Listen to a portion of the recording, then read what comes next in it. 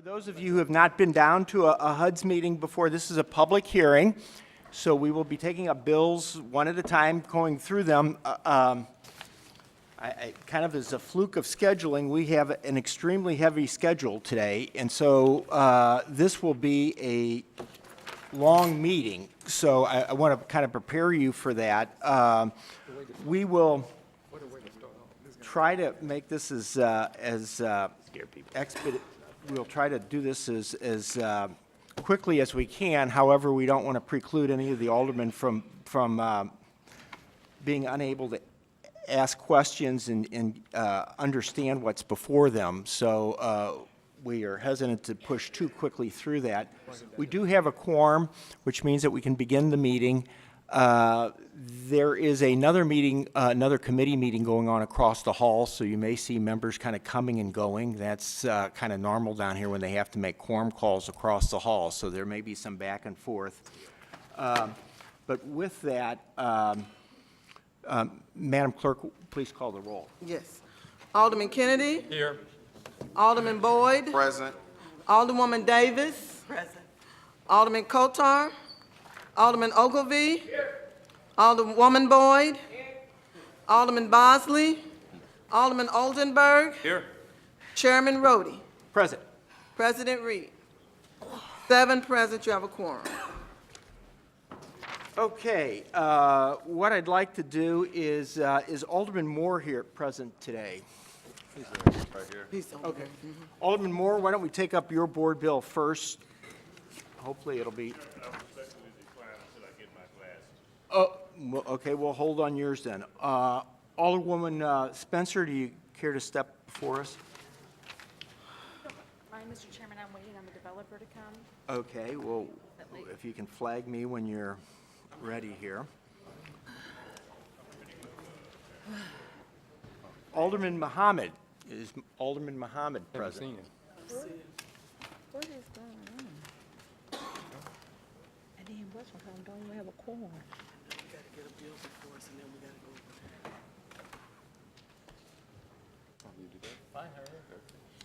Alderwoman Davis, do you care to take up your board bill today, or you want to wait too? Okay. I gotta go across the hall. That should be up here. All right, well, why don't we go ahead and start with, this looks like it's an old agenda. Alderman Guenther is here. Well, here, what, we have why don't we go ahead and, we'll take up one of mine. We have quite a few constituents here on, I have quite a few constituents here on Ordinance 191 and 192. These are concerning the form-based district. I think these will be fairly straightforward, and we have quite a few people down here. Roman, why don't you step up and kind of walk us through this?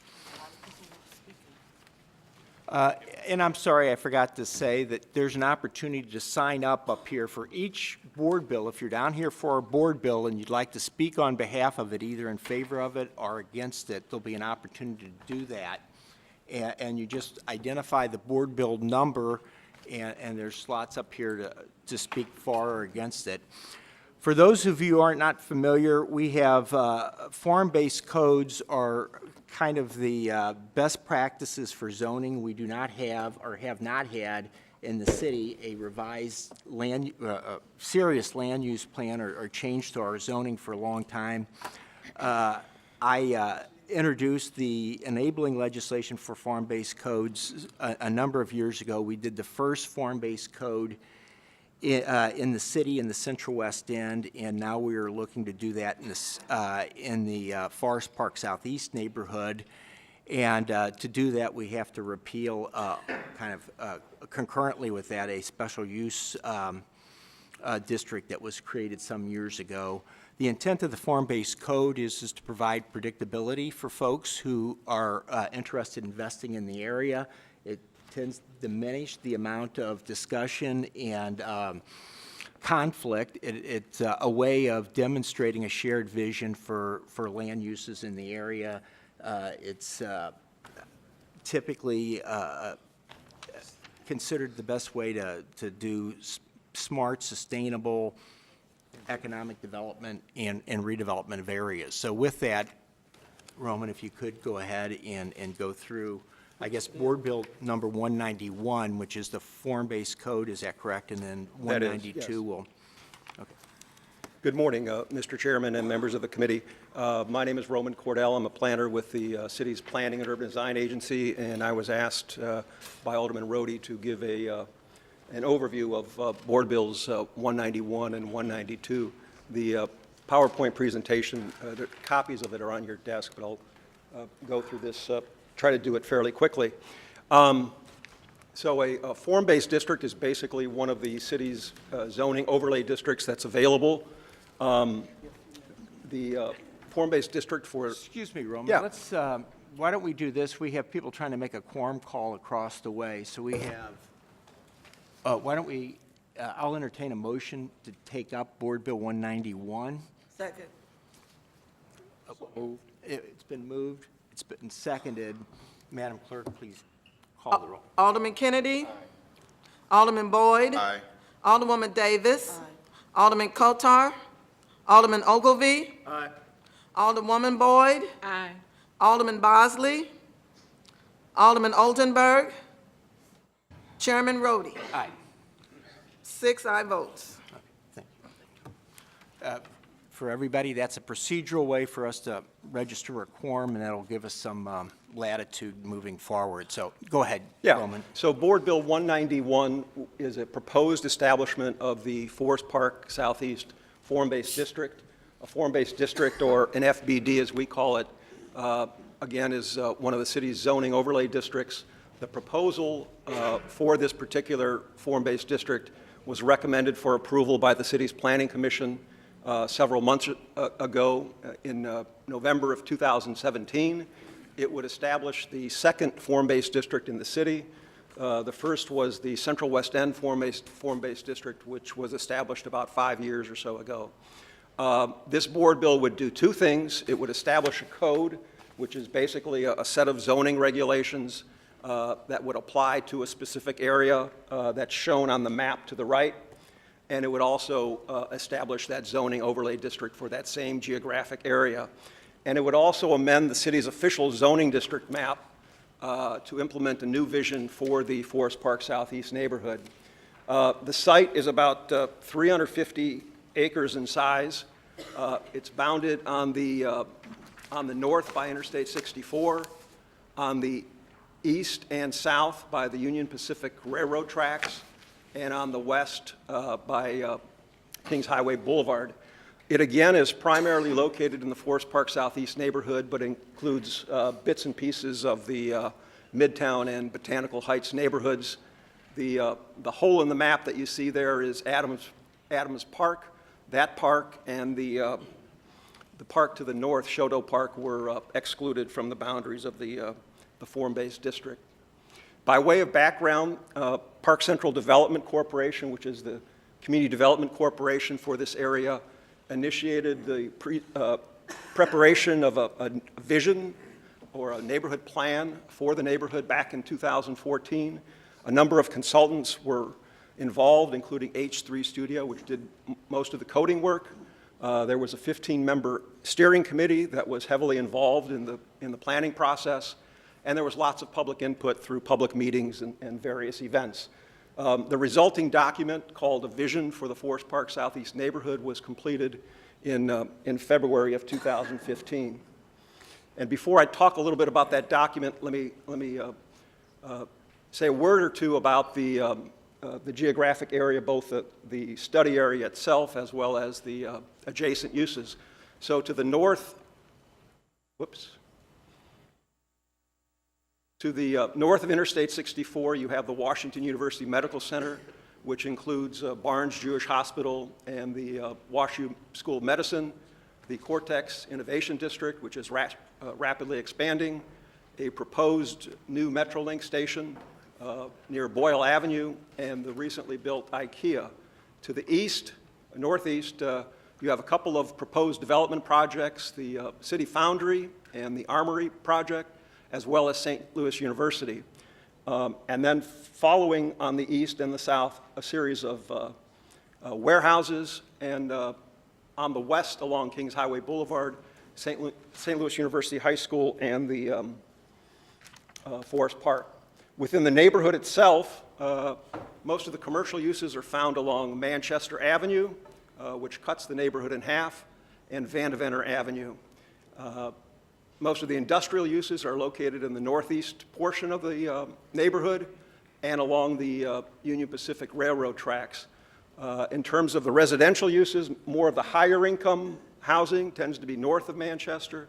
The lower income tends to be south of Manchester, although that's changing a little bit. So these are some of the recommendations from that neighborhood vision. I'm not going to go through all of them, but I do want to list a couple of them to give you a flavor of what was called out for in that neighborhood vision document. So the first one was to strengthen the Kings Highway Boulevard and Vandeventer Avenue edges of the neighborhood by making them into great walkable streets. Reinforce Manchester Avenue as the main street and central gathering area for the neighborhood.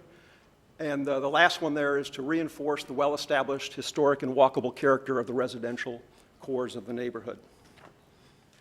By using that as a context, there were a number of changes that were made to the city's strategic land use plan, which is the comprehensive plan dealing with land uses. Those changes were made by the Planning Commission in June of 2016. The areas that were changed include the northeast portion of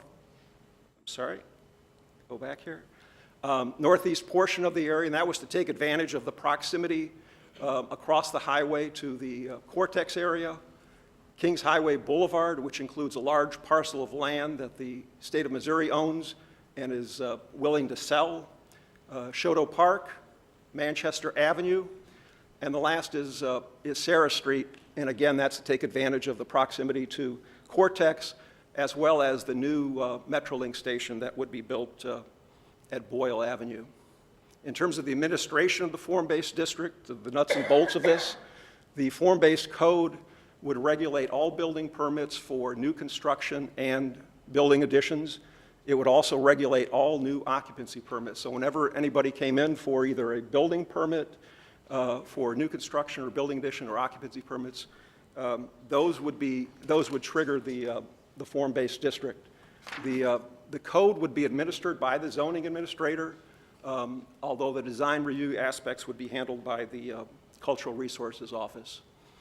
However, much of the routine regulations would still follow the city's existing procedures. So if somebody wanted to appeal regarding the form-based district, that would continue to be heard by the city's Board of Adjustment. And if there was any proposal to rezone a parcel or multiple parcels, that would follow the typical rezoning process, going through the HUD's committee and ultimately requiring an ordinance. The map on the right is a map showing the regulating plan for the area. There are 7 zones that are shown by color. And they apply to the entire geographic area. These 7 zones are called building envelope standards, and they're basically serve the same function as the 12 zoning districts in our zoning code. The building envelope standards basically are the zoning regulations for the form-based district, and they come in a standardized format, so it's a little bit different than how our zoning code appears in print. You have a map that shows the location of the general area, an intent statement which lists the purpose of that particular zone, and some photographs that show the desired character of the area.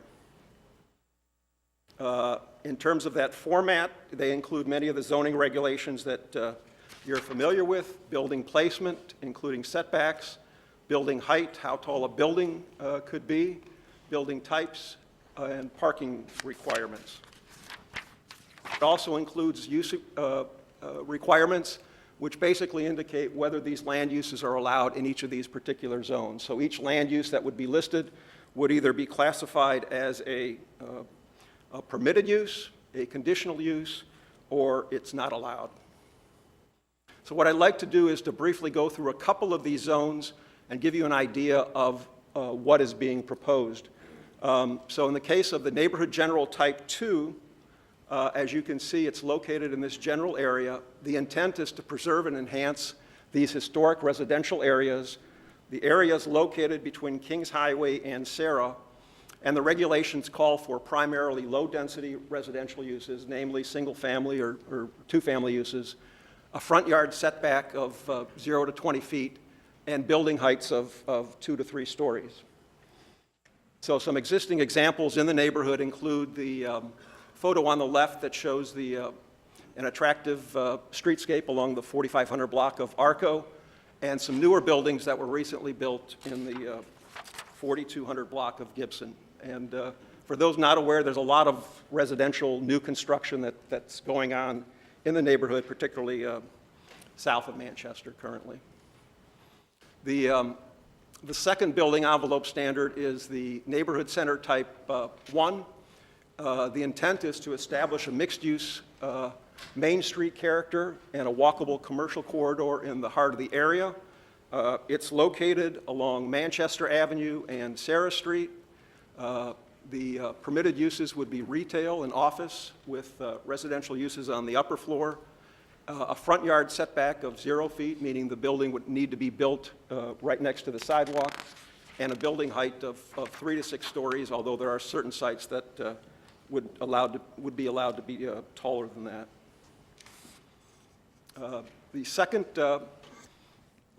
building envelope standard is, go back a little bit.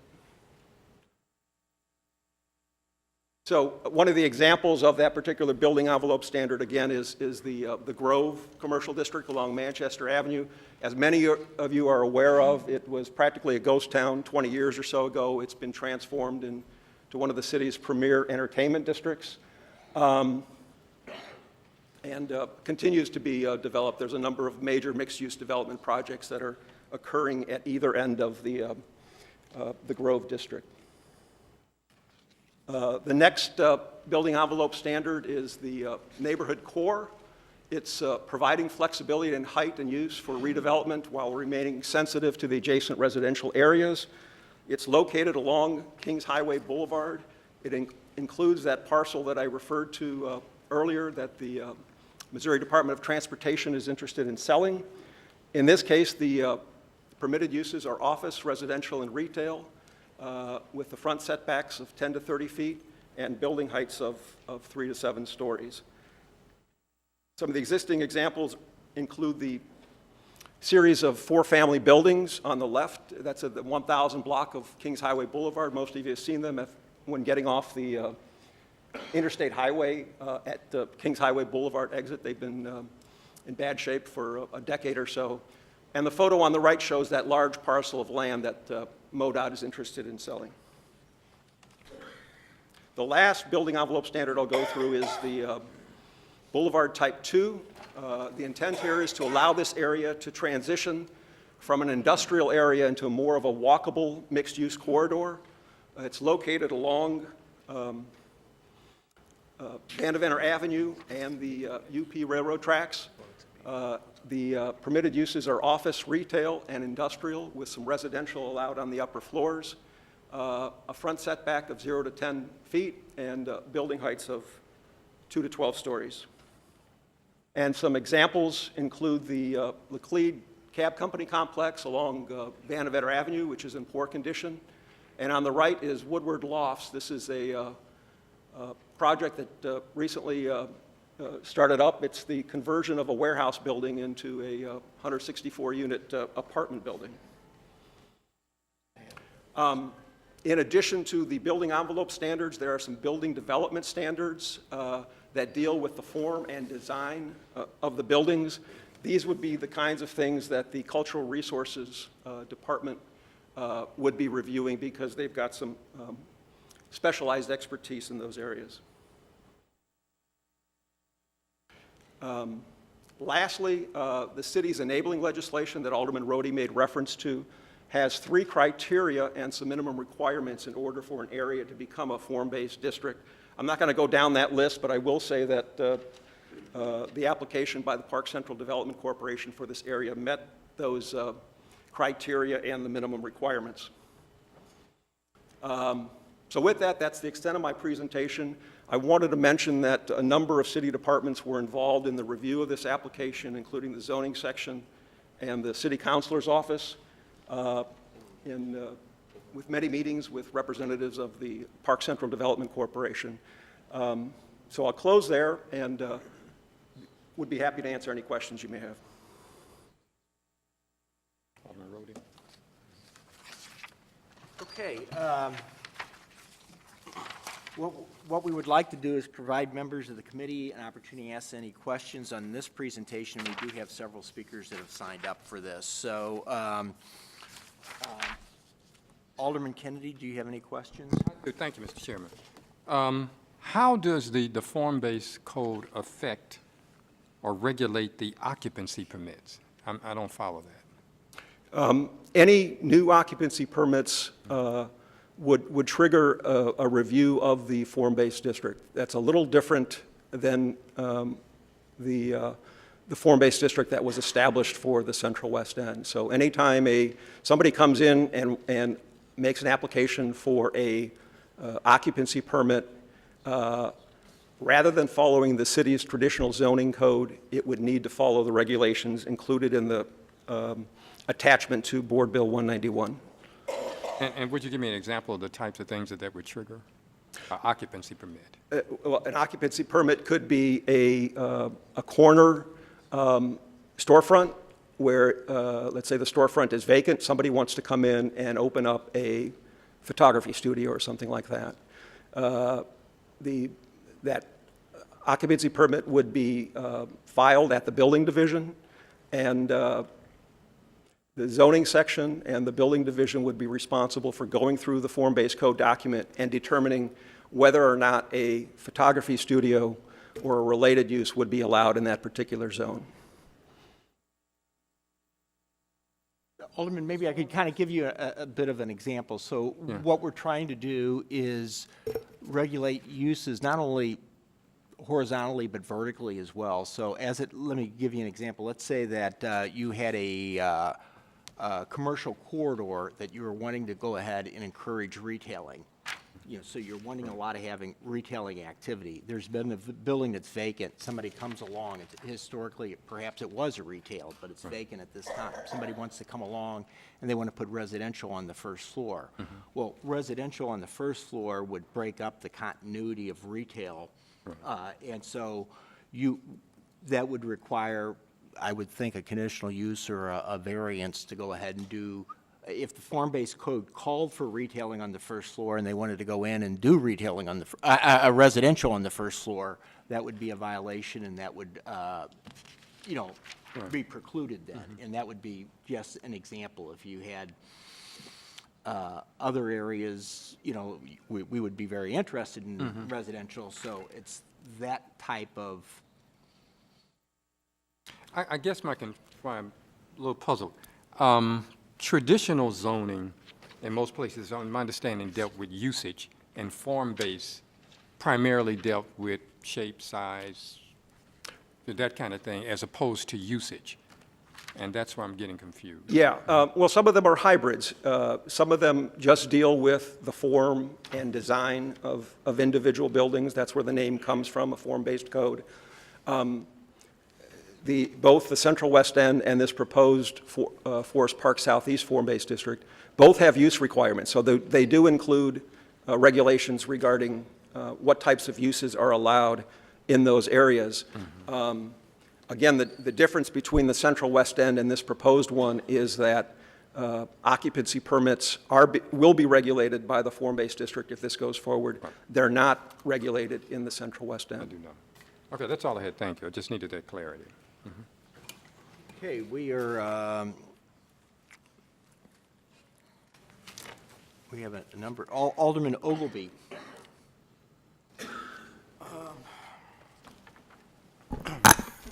I guess, Roman, I know you covered this a little bit at the beginning, but can you walk through sort of the whole timeline on how this was developed and who was involved in developing it? Sure. To the best of your knowledge? Yeah. So as I mentioned, Park Central Development Corporation felt the need for creating a new vision for the neighborhood, or a neighborhood plan, if you will. I believe that started in 2014. They worked very closely with H3 Studio that did much of the coding work. It was a long planning process. From that, they prepared what's called a neighborhood vision document that was quite comprehensive in nature. I'm not sure if the representatives from Park Central have copies of that. I was just going to maybe suggest if somebody from Park Central has more sort of intimate knowledge of the development process. Mr. Green, would that be you? Can I invite Mr. Green? Oh, please do. Thanks. Yes, so in 2014, we kicked off the planning process. The first step was to create, as Roman said, a neighborhood vision moving forward. It's a 10-year plan, and we went through that process and had a stakeholder committee made of 15 members, as Roman, I think, addressed. Oh, yes, my name is Matt Green at Park Central Development. In this vision document, they came up with mission statement, goals for the community, specific strategies to address certain goals, and the code was a way to address some of these future goals. It's not meant to address everything, but as far as it relates to walkability and adding density to the neighborhood, ensuring that future development is pedestrian-oriented rather than just auto-oriented, and then strengthening the residential neighborhood. So, again, there's a 15-member stakeholder committee. We had a number of public meetings. We had a planning charrette and an open house. And that was about a little over a year-long process. Since that time, the code in its draft form has been vetted and with different community stakeholders, and it's gone through the development review committee in the neighborhood. So as a proposed development would come into the neighborhood, the recommendation body would look at that code and look at the neighborhood's vision moving forward. And the final version of the code you see today takes into consideration the edits and the changes that were needed to tweak the code to get it in its current state. If I could, Alderman, I'd just like to point out that one intermediate step in that, prior to Park Central initiating an application for a form-based district, was to take that neighborhood vision document and amend the city's strategic land use plan, which I mentioned. In other words, accepting the recommendations in terms of land use for the city's citywide strategic land use plan. So was the development funded by Park Central? The development of the form-based code and the neighborhood vision document and all the stakeholder meetings? That's something that happened prior to my arrival. I know that it was privately funded, a portion of it, but I'm not sure where the other funding came from. Okay. Was it? I believe we had some money from, we might have used some block grant money on this, although I can't remember, but we did get some money from some of the area institutions as well. Okay. Does anybody have a rough idea of what the whole development process cost to get to this point? The specific contract with the consultant was close to $100,000, and then staff time as it relates to Park Central, we weren't compensated, so I would estimate probably close to $200,000, including legal fees and staff time and whatnot. Okay. Can you talk about, for sort of existing property owners and prospective developers, what does the reaction tend to be? I would imagine there's sort of an education process that has to happen, and then sort of the big picture is you get sort of a more predictable, consistent product, more sort of in keeping with the existing built environment that's there, but it also might be a little bit more, I suppose, constrained for some property owners. How do you guys explain that, I guess, to residents and property owners and prospective developers? Right, so when a project comes through the Forest Park Southeast Development Committee, we basically hand them the draft document and say, this is what the neighborhood would like to see, this is what they've written down, and this is what, moving forward, the type of and quality of development they'd like to see. Now, obviously, there's going to be give and take, and certain developers aren't interested in it at all because it doesn't fit into what they'd like to see at an existing parcel. But as it relates to the residents and the folks who are longtime stakeholders in the neighborhood, they want to see a higher quality development. They want to see something that is not going to be geared towards just bringing in cars and generating sales and whatnot. They want it to be something that is going to add an amenity, add something that's going to be attractive and that's going to be long-standing in the neighborhood. The neighborhood wanted to see density, and with requiring certain height requirements, this would add density to the neighborhood. But to get back to the first part of your question, If I could, maybe I've actually dealt with this quite a bit longer than Matt has, particularly with regard to how it's been used in the West End. And I think it helps the neighborhood be proactive as opposed to being reactive. What we were finding in both Forest Park Southeast and the Central West End is someone would go out, buy a piece of property, a developer, because they wanted to, do something in the neighborhood. They thought it was a good neighborhood to invest in. And what we found was that we were always reacting to what the developer's vision was. And what the form-based code does is it tells the developer what our neighborhood's vision is for all the property within the neighborhood. Then the developer can come in, and if he's interested in developing there and his development is consistent with that vision, or almost consistent, what we find is that invariably there are elements of the form-based code that didn't anticipate the need for a driveway, or we've ran into one recently where there's a deed restriction on the height of a lot that we didn't pick up. So we can't build a two-story building there, so we're only going to be able to build a one-story. So those are the types of things, and it brings down the discussion between the developer and the neighborhood to a very finite number of issues, as opposed to just kind of recreating this discussion from scratch every time somebody came in with a project. Does that? Yeah. How are we doing in terms of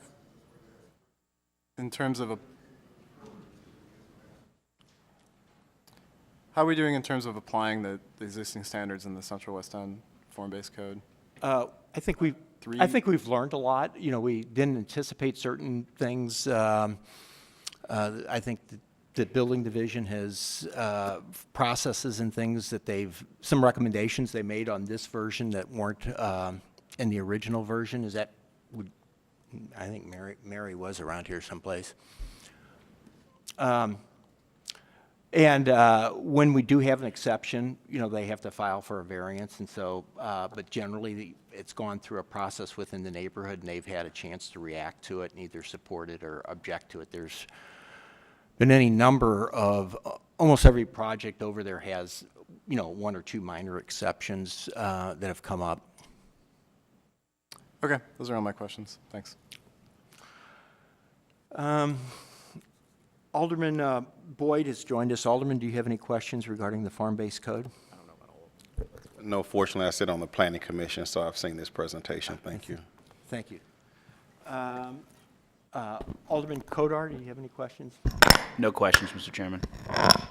Okay, that's completed we have an opportunity for comment. I want to go ahead and say right away that we have an attorney that signed up to be against it, who I owed a phone call to. I was in meetings yesterday. Where is the list here? Here we go. Matt Green has already spoke in favor of it, right? You say the opening part of the conversation is over.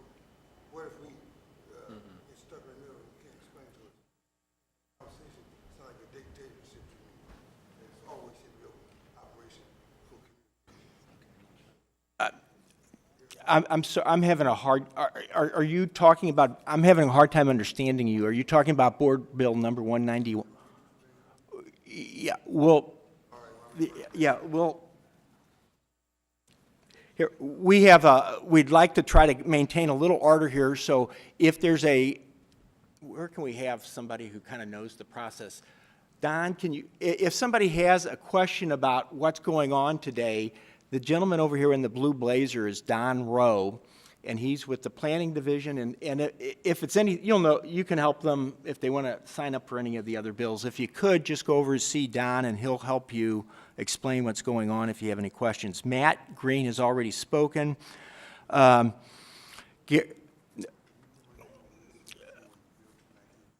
Okay, here's what we need to do. Let's go ahead and put these back up there then.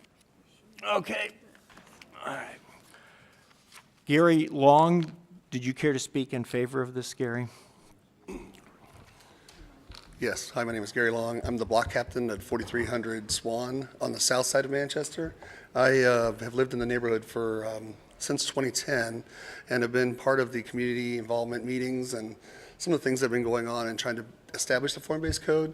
And one of the things that I liked about the whole system was I moved here from Portland, Oregon, where Portland was kind of, I lived there for 11 years going through a similar concept, and you could really see how having a vision for the community impacted development and the neighbors that came in and really kind of made people feel a little bit more cohesive and create that walkability and less about cars and bike lanes and walking and such. So it's, from my perspective, after living in the neighborhood for 8 years, I think it's going to be a great asset to improving the Forest Park Southeast neighborhood. Thank you. Mr. Williams, Keith Williams, and was it you who called me yesterday, Mr. Williams? Okay, my apologies. This has generated a fair number of calls. I've had trouble getting back to everyone, so. Sure. Well, thanks, though. Kevin Williams, I'm an attorney for Jaruba Corporation. Jaruba owns 4321 Shoto, 4173 Manchester, 4155 Manchester, 4156 Manchester, and 4213 Gibson. Those last 4 addresses are essentially the same complex. So these buildings are currently used for warehouse and office, these collections of buildings. And essentially, we would like to continue to use them for warehousing and office. And in certain of these properties, officing is a conditional use, but in particular for 4321 Shoto, that is not a conditional use, and warehousing is not permitted in any of these. So our request really is just to allow warehousing in these particular properties Yeah, and Mr. office Williams, use. if I could, this issue just kind of came to my attention. I haven't had I haven't had an opportunity to fully digest it. We had I believe, a similar situation occur with the Central West End zoning, and I think how we dealt with it there was for buildings that were that had existing occupancy, they would be grandfathered in for a period of, I think, about a year or something like that. And if they became vacant for a year, then they would have to go back through the conditional use, our variance process.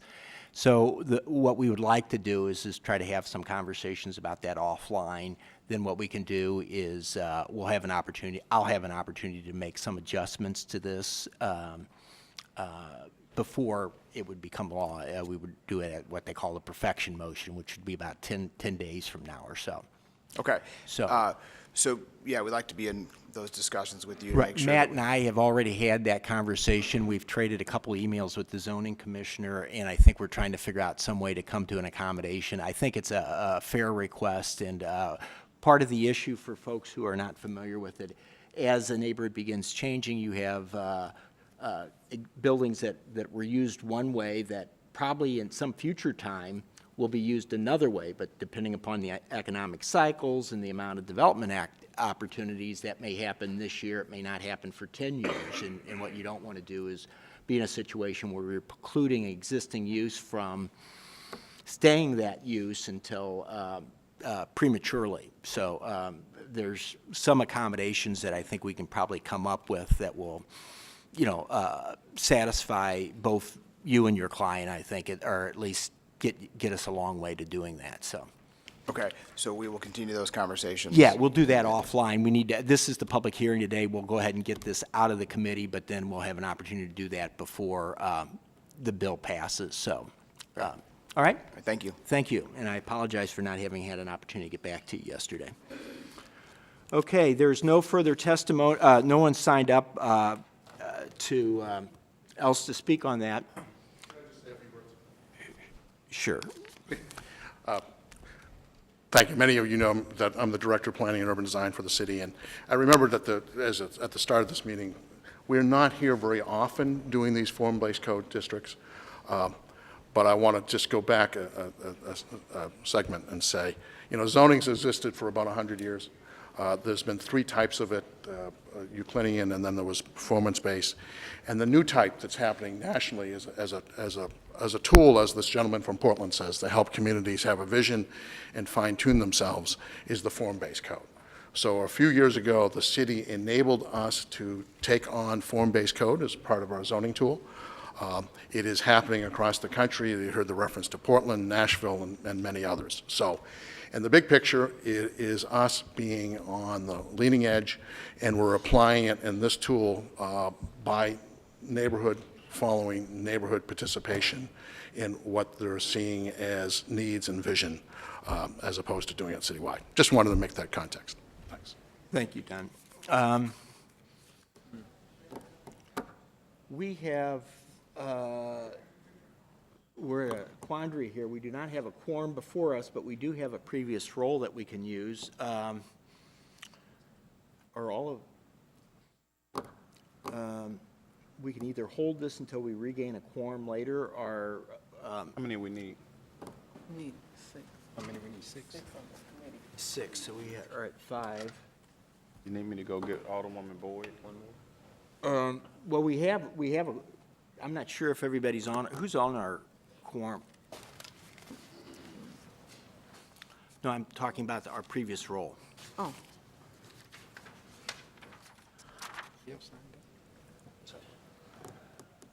So we have a previous role that's valid. However, Alderman Bosley is not on that. Are you okay by us using a previous role if you're not on it? If you object, then we don't have a quorum. I'm okay. With this, which way? With this is, yeah, this Okay, my this is board what bill. it's at. Okay, yes, sir. Okay, I'll ask that we have a motion to pass out Board Bill 191 with a due pass recommendation. So moved. Second.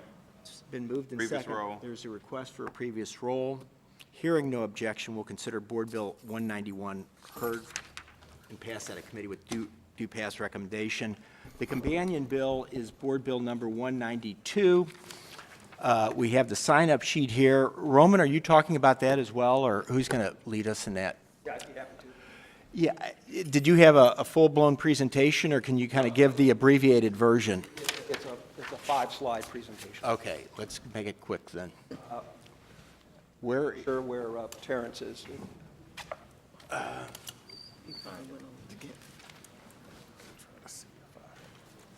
John,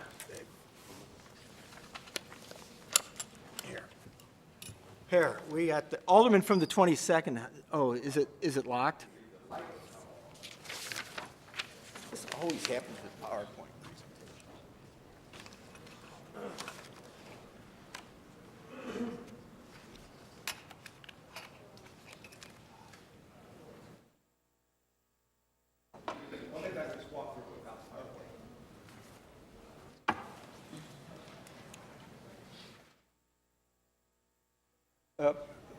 By the way, there are hard copies at your desks as well of the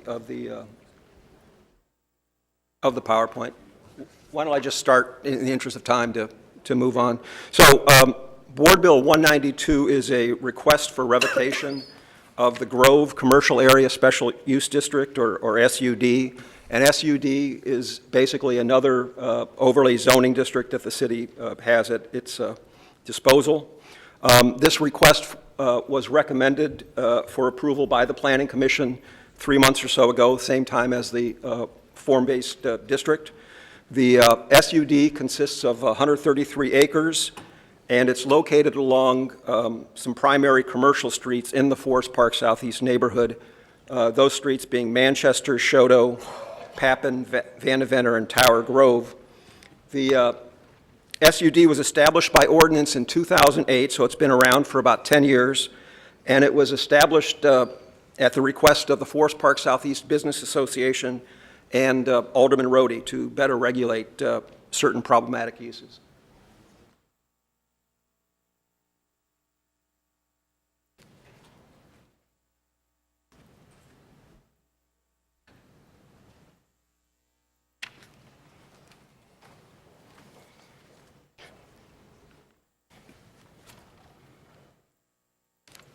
I guess it's slowly coming on.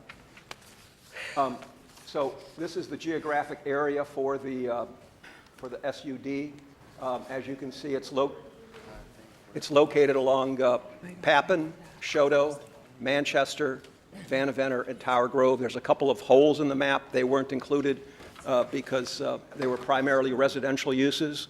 And the proposed Forest Park Southeast Form-Based District, which we just recently presented, includes more comprehensive land use regulations than the SUD, and it covers a larger geographic area. It covers virtually the entire Forest Park Southeast neighborhood.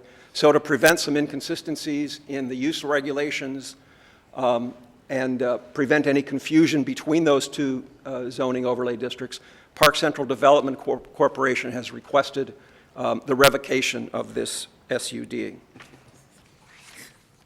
The SUD was established again in 2008, and it was intended to more effectively regulate 10 problematic uses. Those uses are noted in the slide. I'll just mention a couple of them: adult stores and entertainment, packaged liquor stores, and check cashing operations. This is an existing zoning map for the area, and I'd just like to point out that all of the areas within the SUD have either commercial or industrial zoning districts. Industrial along Papin and Shoto and Vandeventer, commercial zoning districts along Manchester and Shoto. This is a map of the city's strategic land use plan. As I mentioned before, it was amended after the vision document was prepared. There will be no impact to the strategic land use plan if this board bill is approved. So in summary, the proposed revocation of this SUD would achieve two objectives. It would remove a overlay zoning district that will be made obsolete by the proposed form-based district by doing two things, including more comprehensive land use regulations than the SUD did, and it also, as I mentioned before, covers a larger geographic area. It would also prevent inconsistencies in the regulations and any confusion between those two districts. So Board Bill 192 would result in the revocation of this SUD by repealing Ordinance number 67924, which was passed 10 years or so ago and established the SUD. I'd be happy to answer any questions. Okay, let's fly through the committee here. Alderman Kennedy. Alderman Boyd, any questions? Just a quick question, Roman, and forgive me if I asked this at the Planning Commission meeting, but I don't remember the answer. So what I saw up there under SUD was cell towers. Can we actually prohibit cell towers? And the reason I'm asking this question is I believe the state of Missouri basically preempted any local municipality from touching cell towers, kind of, sort of. Help me out with that. To be honest, I don't know the particulars of the regulations for cell towers, and if there's a higher regulations from either the state or federal government with regards to the regulation of cell towers. Perhaps the zoning administrator may be... or Don Rowe. When we all do it? Alderman, that came up on another... Don Rowe again. That came up at the Planning Commission in particular about another SUD, not this one. This is an existing one. Right. No, I understand that. And we'll revoke this one because it becomes redundant. But in general, under SUD, can we regulate or prohibit cell towers? We can add that to the mix of regulations for cell towers, sure. Okay, do you understand the state statute I'm talking about, that kind of, okay, I just want to make sure, because I might want to use it, so I want to. All right, thank you. Thank you, that's it. Alderwoman Davis. No questions.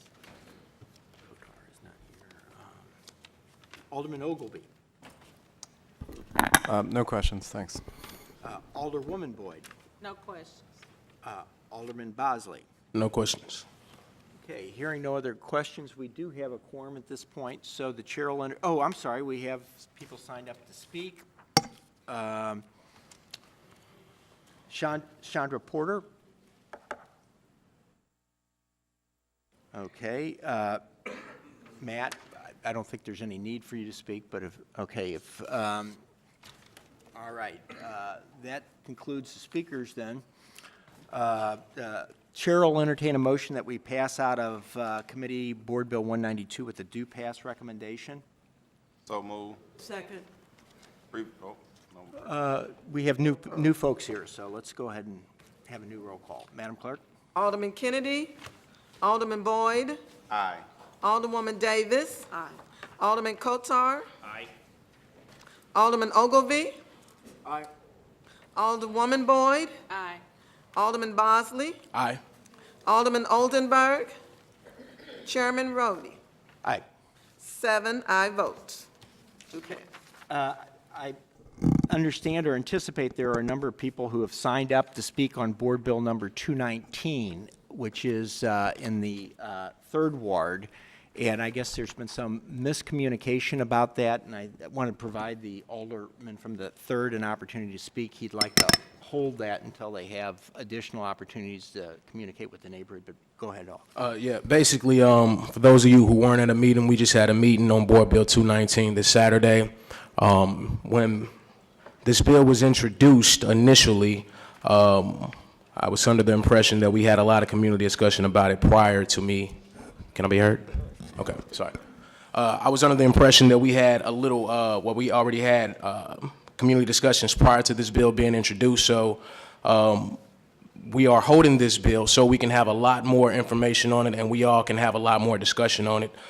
Before we have any public hearings on it, we want to talk more about it as a community and get to a point to where we all understand every line of it, and everyone does not feel slighted in any way, which is important to me, making sure that everyone has their voice heard and everybody has the opportunity to bring anything to fruition in our ward that we would like to.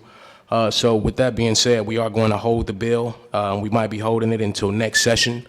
And during that time, that's what we'll have these community discussions, and where everyone will have the chance to be involved with this actual process.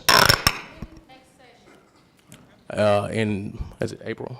Yeah, so by not doing this, we wanted to make that announcement as soon as possible for you, so that if you're here for that bill will not be on the agenda today. So you feel comfortable that you can leave. And before it could be heard again, they will have to do advertisement, and by next session, we will adjourn in April and come back in April. So it would be Mr. Chairman? I'm here on behalf of my grandmother, and the thing is, I found out about this meeting like a couple of days ago by reading a post that was on a tree. She didn't get any mail or anything like that. So if you're gonna hold sessions about her community, y'all can at least send out mailers to her.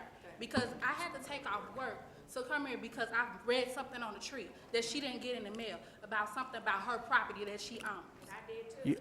Yeah, and that's messed up. I think And that's, didn't know anything about I this think bill. that's why the alder. That's the whole point of holding this thing. So because everyone was not aware of what was going on. Information is passed out to the community. That's Absolutely. good. Why don't we do this? Why don't we take a couple seconds, and Okay. Alderman, would you like to step in the chamber back I- there? I'll be here, Perhaps he period, can for step in anybody the who's back. got questions. Make sure that I know everything about this bill in that community from now on. Okay, so that we can So- go ahead and continue. Folks, if you're down here for, are you? This is supposed to be a public discussion. You squashed 219 because you wasn't ready for the outcome. But you can put it on agenda, but you got to make sure everybody know about it. If that means you taking an ad out in the paper, or you can comment when it's voter registration time, you can make a note, put an ad in it. That's what he said he's gonna do. There was an ad in the paper, but the whole point of this, once again, He said post on sleep on it, and you're gonna sweep it under the rug. That's why he squashed his dick. He, Have a discussion. yeah. That's all one way. Sir, did you come to the community meeting Saturday? Who signed up, who signed in, put a phone number, give me a call, let me know what's happening, not the day afterwards. That's the goal. He will. I believe Mr. Bosley do us right, so we're gonna get notices to your own. This was for who the shoe fits. Can't root you in. I'll be in the hallway to answer your questions in just a minute, sir. okay, so No problem, Ms. Johnson. anyone down here on Board Bill 219 that will not be heard today, and Alderman did you want to join? When we come back. Yeah. Alderman Bosley will step out in the hall in the back. Chairman? Joe, does this have any impact on NGA and its construction schedule or anything?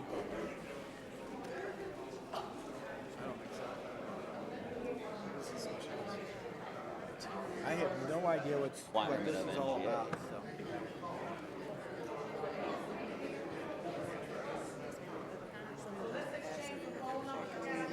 Reimbursed. But we don't want all of them in the office.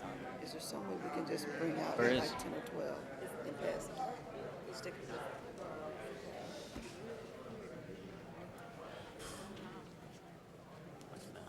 Okay. They really handled this wrong. Yeah, on.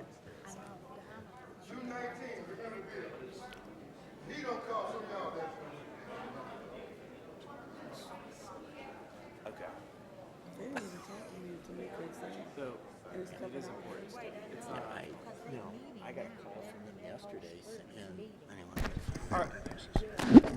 Okay, now that we, will return back to our agenda, Alderwoman from the 20th is recognized on our, Which board bill?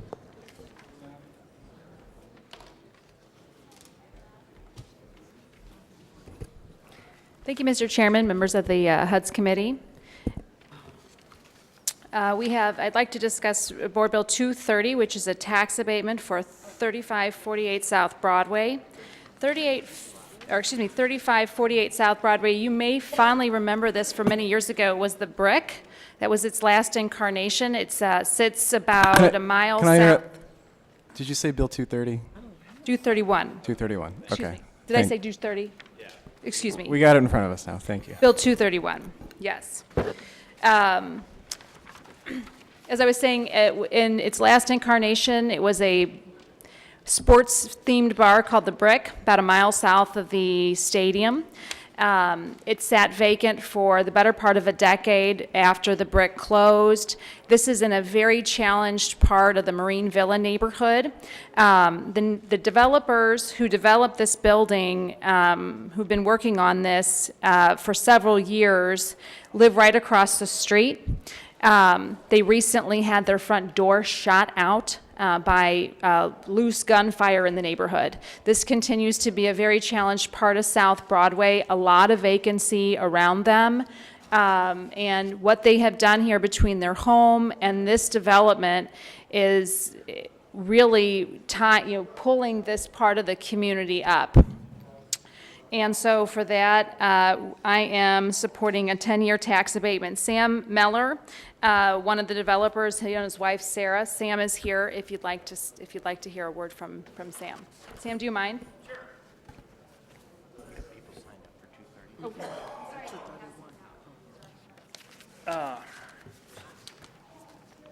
I've been rehabbing since 1994. I'm very, very slow. I mostly do it by myself, and I always apply for tax credits.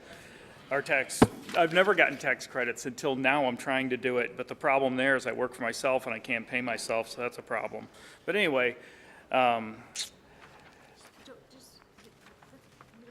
okay. In the past, I'd been told that I have to be 95% or more finished before I can finish the process for the tax abatement. Here, let me go. So you may remember we had an issue. This project is completed, and we had a similar issue with a project on California earlier this year. Our SLDC employee that was handling our cases here sort of went MIA during the process of tax abatement on these two projects. And so while the developer was under the impression this was moving forward, it in fact had been tabled for a reason we still haven't been able to get to the bottom of. But nonetheless, Sam continued to work on the project. As he mentioned, he does almost all of the work himself, and he's done a great job on this project. Okay, is there anyone signed up to speak on this? Okay, no one signed up to speak. We'll go ahead through the committee. Alderman Kennedy is not present. Alderman Boyd, any questions? No questions. Alderwoman Davis, any questions? No questions. Alderman Coatar? No questions. Alderman Ogilvie? Thank you. Okay, so I'm reading the fact sheet here. So,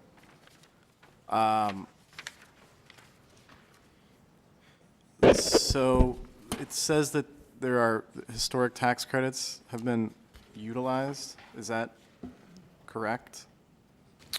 Where do you, I'm sorry, let's see. The first floor commercial space will become a restaurant and the upstairs a residential unit. The developer plans to utilize private funds and historic tax credits for this project. Is that accurate? Sam, are you using historic tax credits? Okay, then yes, So that's accurate. that is Okay, accurate. okay. Have those tax credits been issued? No, I'm having a terrible time with well, first of all, I'm terrible with books. Can we have Mr. Meller come up to the microphone? Sam, would you come up?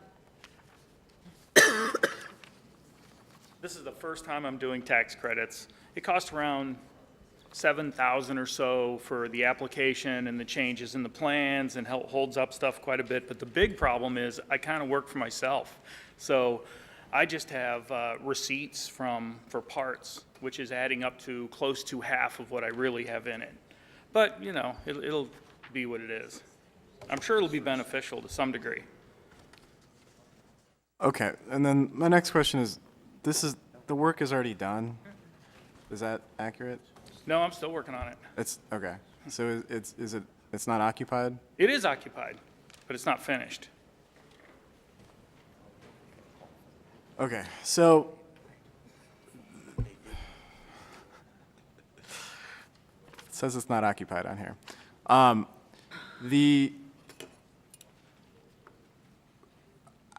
think this is actually a legal requirement that we not issue tax abatement for projects that are substantially already completed, isn't it?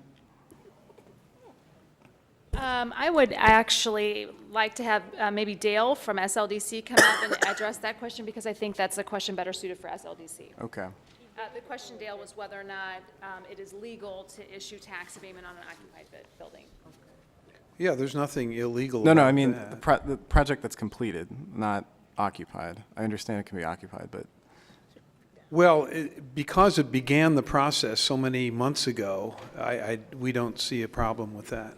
okay. So the owner submitted a tax abatement application to SLDC. Like a year ago. Yeah, 18 months ago. Okay. And the reason this is marked unoccupied is at the time it was unoccupied, but now, months and months later, it is now occupied. Okay. Is this an issue we've fixed to any extent, that prospective developers know that projects should not be completed before the board bill is introduced? Oh, I think everyone understands that, but, I mean, this is, as Alderwoman Spencer mentioned, this is one of 3 or 4 bills that were floating around at our shop, and it was only discovered later, after, as she mentioned, someone left on our staff, that we realized that this one didn't ever get through the process. So I don't think it's the developer's fault, because he no doubt felt that everything was moving ahead, but clearly it was not. Do we know if there are more? Oh, hopefully not. We do not know that there are any others, but, you know, every now and you get a telephone call from someone. And when did this go through LCRA? I don't know if I know that specifically. It was tabled at LCRA, that was the Right. problem. So last year. That would have been sometime last June, I think, as I remember, it got tabled. June of 2017? Yes. Okay. And so then we rediscovered it, that it hadn't been completed by way of calls from the developer and. So here's an issue that has not been fixed yet. So we, Board of Aldermen, don't automatically get notice of when projects are before LCRA. So sometimes we'll get a call, sometimes we won't get a call, or sometimes we just have to make sure we're reading the LCRA agenda, but no one notifies us if a project is there. You mean if you're the alderman of the ward? Yes. I mean, we can fix that if that's That would be the problem.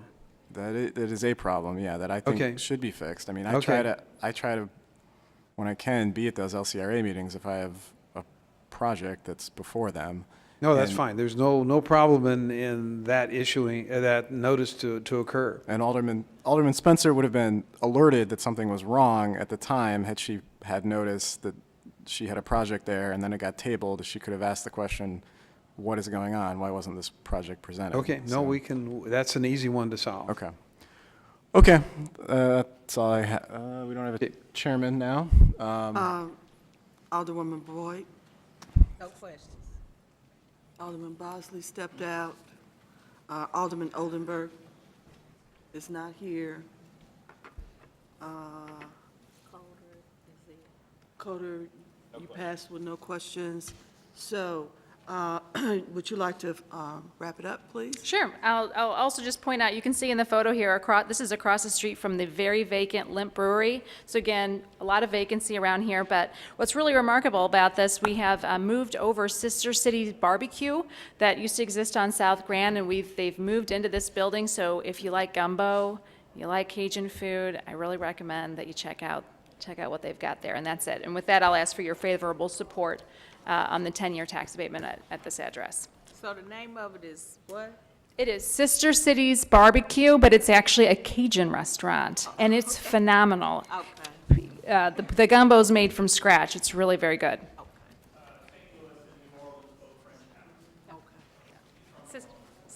And hence the Sister Cities, yeah. You ready to entertain a motion for the board bill? Is there any other discussions? Hearing none, three, yeah, we have a quorum. Madam Clerk, please call it. We need a motion. Oh, please. I'd make a motion, we approve Board Bill 231 with a due pass recommendation. Second. Been moved and seconded. Madam Clerk, call the roll, please. Alderman Kennedy? Alderman Boyd? Yeah, if we're done with everybody else. Alderwoman Davis? Aye. Alderman Coatar? Alderman Ogilvy?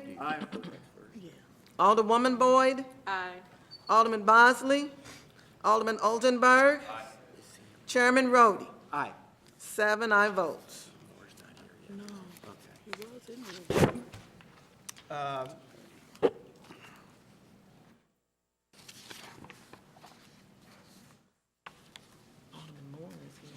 Who is it? Where's Alderman Moore? Oh, Alderman Moore? You have your glasses, sir? Oh, there he is. Okay.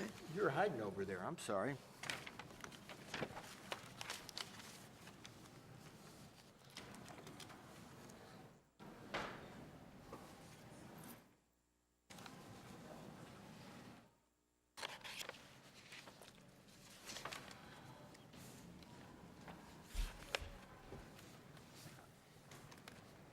This is Board Bill 189. It's 189. Committee substitute. I thought Do we have a committee substitute? Yeah. 205. Oh, 205, okay. We could We'll do start off at 180. 205. Board Bill 205 is a project that's highly needed in the Fourth Ward. On St. Ferdinand and Sarah, that strip is coming together. Ms. Alva Boyce has a senior daycare facility, and she's including and putting an addition on to what she already has there. And I'm asking for 10 years tax abatement. She's making that corner look beautiful. We have a lot of great projects coming in that particular zone. And I ask for your favorable consideration for this addition. Okay, are there any questions of Alderman Moore? Alderman Kennedy, Alderman Boyd? So you needed your glasses for this, is that right? Are you talking into the mic? No questions, Mr. Chairman. Please do. Alderwoman Davis? No questions. Alderman Coatar?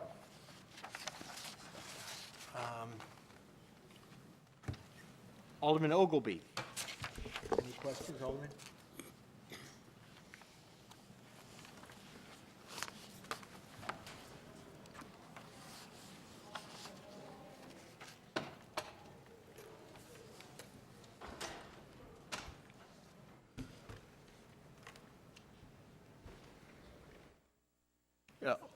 No questions, I'm sorry. Alderwoman Boyd, any questions? No question. Alderman Oldenburg? No questions. Hearing no questions, the chair will entertain a motion that we pass out of Committee Board Bill number 205. So moved. Second. It's been moved and seconded. Previous roll? We all on the previous roll? Okay. Alderman, did you want to take up your other board bill now? Yes, sir. Okay, Board Bill number 189. 189 committee substitute. We have a committee 189. substitute before Yeah, us. Let's move to Oh, committee before us. do you have it there? We have it too. Okay. Yeah, I have the one. You want me to make a motion to put it before us? Okay, the chair will entertain a motion that we put before us committee substitute for Board Bill 189. So moved. Second. Previous. Hearing no objection, we'll now consider Board Bill 189 properly before us. Madam Clerk, can you pass that out for us? All right. We have 189 committee substitute. Already out? We have it. We have it. Right, we have both. You have both. Okay, here we go. Thank you.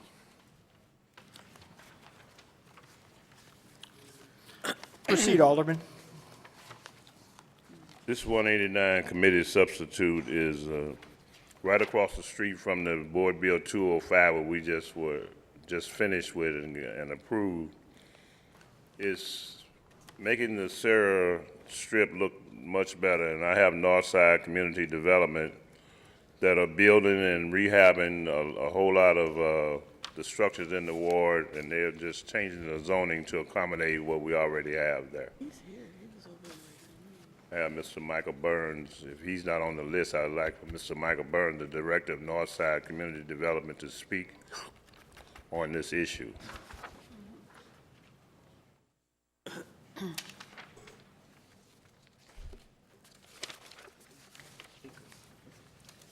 He didn't sign up. I don't know if they're gonna let you speak yet, Mike. Had to wait on the chairman.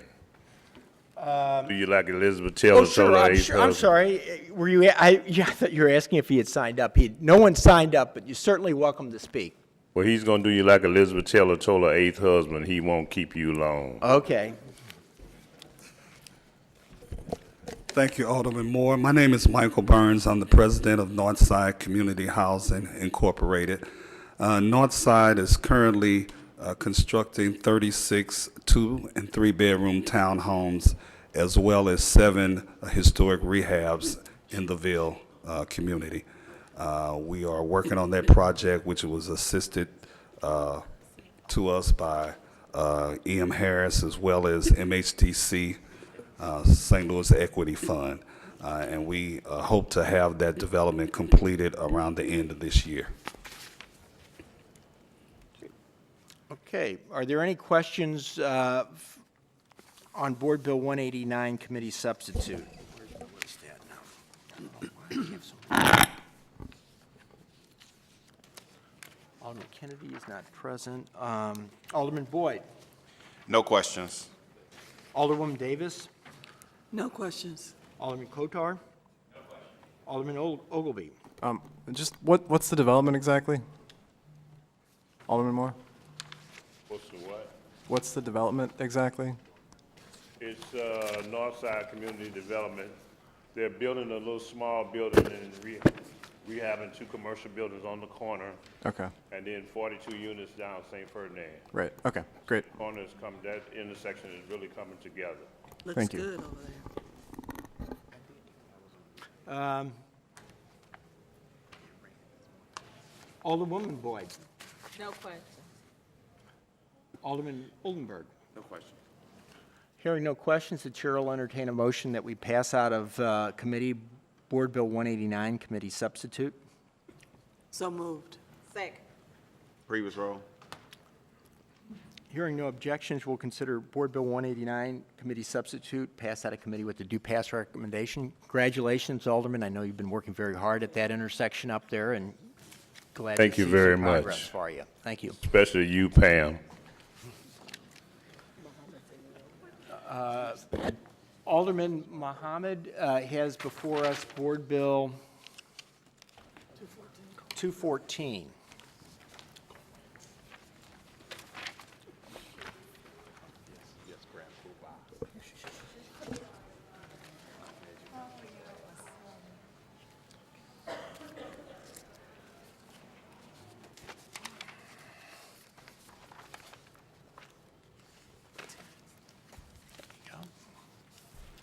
Proceed, Alderman.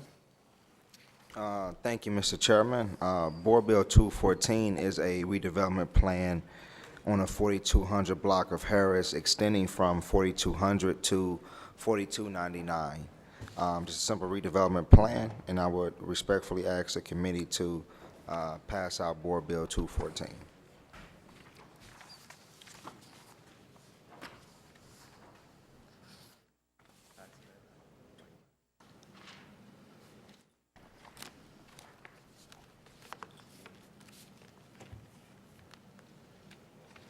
Alderman, so this is going to be section 99, and so you've got the entire area that you have a redevelopment plan for. I'm just trying to make sure I understand what's going on here. What are they doing? And the idea is, do you have a, okay, so LCRA is going to be acting as, somebody, where's Dale at? Or Don, can you kind of, I'm sorry, Alderman, I'm just, No, go ahead, Mr. Chairman. okay, so kind of walk us through this.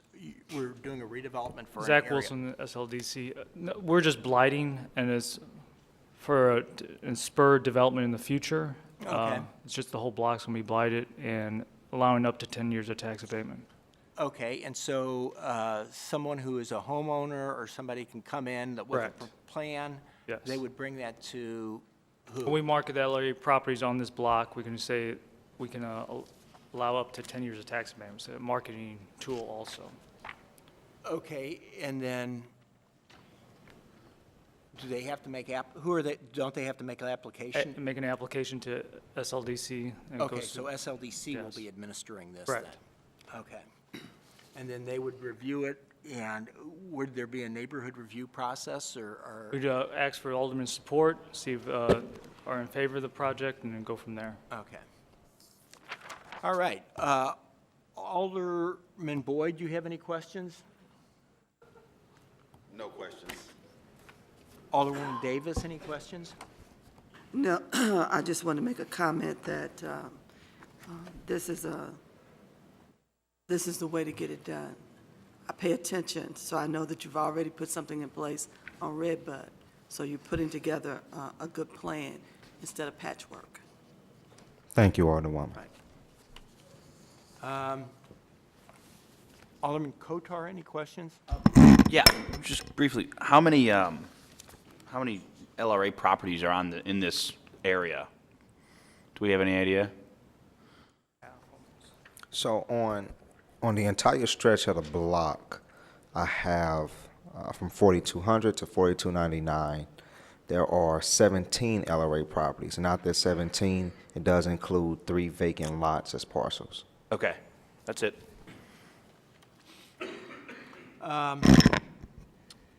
Alderman Ogilvy. No question. Alderwoman Boyd. No question. Alderman Oldenburg. No questions. Okay, hearing no other, forgot to check to see if we have a sign-in sheet. Board Bill 214. No one signed in, so the chair will entertain a motion that we pass out of committee Board Bill number 214 with a due pass recommendation. So move. Second. Previous. Hearing no objections, we'll consider 214 as heard and passed out of committee with a due pass recommendation.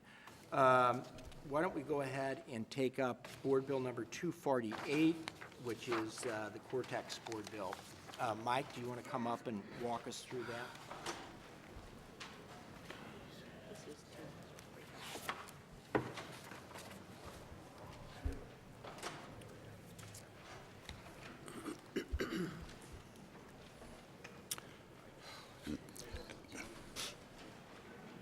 Good morning, Mr. Chairman, committee members. Very excited to be back in front of this group to discuss activating our next RPA in Cortex. We had a very positive TIF Commission meeting on January 10th, and we're going to share with the group. You've got hard copies, and we'll be putting it up for the individuals viewing here, the presentation to give you an update, because I think you all are very vital in what we're doing here. And so seeing this overall picture, the final slide, or the final slide's the schedule, but the second to last is what we're asking for is a due pass recommendation with respect to Board Bills 248 and 249. So my name is Mike Sullivan. I'm the COO and General Counsel at Cortex, and Dan Burke with the Armstrong Teasdale Law Firm is joining me here and available for questions as well. So the first item is the Cortex timeline. If you recall, in February of 2013, the city gave us master TIF approval for 11 RPAs, a total of $167 million. Since then, we activated RPA 1A, 1B, 1A2 in that first 6 months. And by November of 2013, the BJC at the Commons opened 200,000 square foot building, 2,000 employees in an area on a block that had been all vacant buildings. In April of 2014, we activated RPA 5 and 7 that allowed us to proceed with the IKEA development. In June of 2015, the Shriners Hospital was opened right off of Highway 40. September of 2015, the RPA 7 IKEA opened. That's 380,000 square feet, over 300 permanent jobs. It brought over 500 construction jobs to our community. In September of 2016, we completed our 4260 building. It's the home of Vissia. That was open in April of this year. If you haven't been there, it's a husband and wife team that moved here from New York to open it. It was written up as the top 10 new restaurants in USA Today, number 2 in the country. So it's very proud. It's become a destination. We also opened the Cortex Commons, which is a community park-like area. Oh, sorry. Is that better? Don't do that. We have the Yoga on the Green, food trucks on Mondays and Fridays, and it's become a very popular community gathering area, and it's right next to the new Cortex station that'll be opening this summer. In the summer of April of 2000 of this year, we'll be opening our new 4220 building, which is another 180,000 square feet. And Microsoft will have a regional headquarters there. This summer, we're projected to be opening the new Cortex station that will make it easier to have access to the Cortex area without having to drive there. And then what we're here today is to activate RPA 3, and we're very excited about a project, the Crescent Building, that will bring flex lab space to the area. So the next slide shows the RPA 3 area that we'll be activating. The one in green is the one we're activating. The ones in yellow are the ones that already have been activated. And if you recall, when we originally had this approved, we have 10 years from that 2013 date to activate all of them. So we're marching along, great progress, thanks to all of the support in the community and in the city. The next slide is, I think, a great summary that shows what our projections were when we originally formed the district, where we're at, and how much we still have to go. The original projected 4 million square feet between completed and under construction, we're at 1.86 million at a cost of $628 million, bringing 5,000 permanent jobs, $264 million in annual payroll, and approximately 400 companies. The next slide just gives the summary to show the amounts for each of the RPAs. And if you look at RPA 3, what we're activating, the maximum TIF funding approved for that is $18.4 million. And so those amounts had already been approved as part of the original, and we're just activating it. The next slide is based on projections, but it talks about the additional tax revenue over a 30-year period. And when we say additional tax revenue, these are revenues that are not captured by the TIF. So it's significant. If you look at the 5-year projection, it's at about $39 million, which is significant. When you look at the 10-year projection, which isn't that far away because the whole time period started 2014, we're looking at almost $119 million. So in the first 5 years, we're only looking at a little less than we're looking at 40 million. If we continue to grow and do the density and so forth and so on, we have the potential of tripling that amount, which is significant.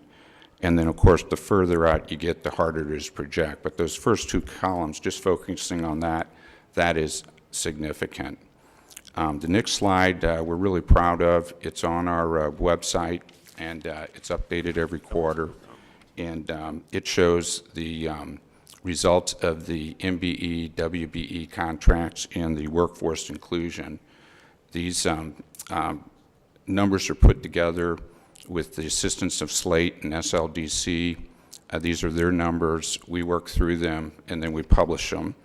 And if you look at those numbers, originally it was just MBE, WBE. We're exceeding both of those goals. And then the workforce inclusion has been the more recent ordinances, which are very important, and we really emphasize at Cortex. And you see the results there, and we are, meeting or are close on all of them. The city resident number, we're working diligently to improve, and there's a lot of city agencies and groups that are working to identify things like coding, construction, and other trades that have opportunities available but require some training involved so that we can help our city residents qualify and match them up with the job opportunities. The next page shows the highlighted the historic Cressick building that we're redeveloping. It's being redeveloped by a group, Bob LLC. A member of Bob is here today if there'd be any specific questions on that. If you look at the next slide and you see the current building condition, this is a beautiful building that has great potential for historic redevelopment. It was the former St. Louis Post-Dispatch printing building, and it's been vacant for over 10 years. Next slide, why the Crescent is important. It shows the historic use was the Post-Dispatch building in 1930. It's been placed on the National Register of Historic Places. It's a strategic mission acquisition by Bob to develop this. It will provide affordable lab office space for graduating incubator accelerator tenants. We've been working on this as a priority for about 3 years, and so to have the group step in to do this is extremely important part of our mission. The key details: 96,000 square feet. It'll be creative lab and shared lab environment. Total development cost of $44 million. Projected jobs 230, construction 270 permanent. Projected TIF is up to $5 million. We're finalizing that of the $18.4 million that I pointed out in the initial earlier slide. and the target completion date would be second quarter of 2019. And as I said, it provides affordable lab office space in Cortex. We have some amazing mentors that are part of these startup companies or second-generation companies, and they help the new people coming in. And so it's extremely beneficial if we can build flex lab space for these companies to grow into and be available to mentor and nurture these startups.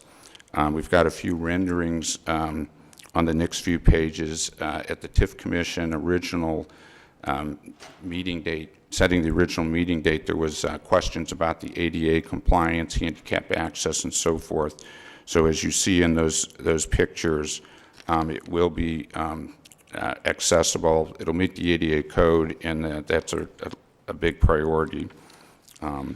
Next page, just additional renderings. And then inside, it'll show what the lab areas and the stairwell looks. And there was a question about elevators, and there will be 2 elevators in the building. So the reason we're here before you today is to recommend a do pass with respect to the 2 board bills, 248 and 249, to activate RPA 3.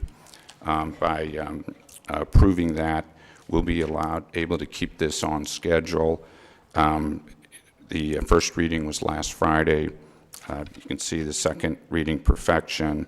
We've got on the E&A agenda on the 21st of February, so we can get the final passage by the 23rd, which is very important because we have the financing stack requires that we keep this on schedule, and we've got several companies that need to be comfortable that they're going to be able to relocate or move to this area so that we can be getting their leases signed up. Both of us and the representative from Bob are available for any questions.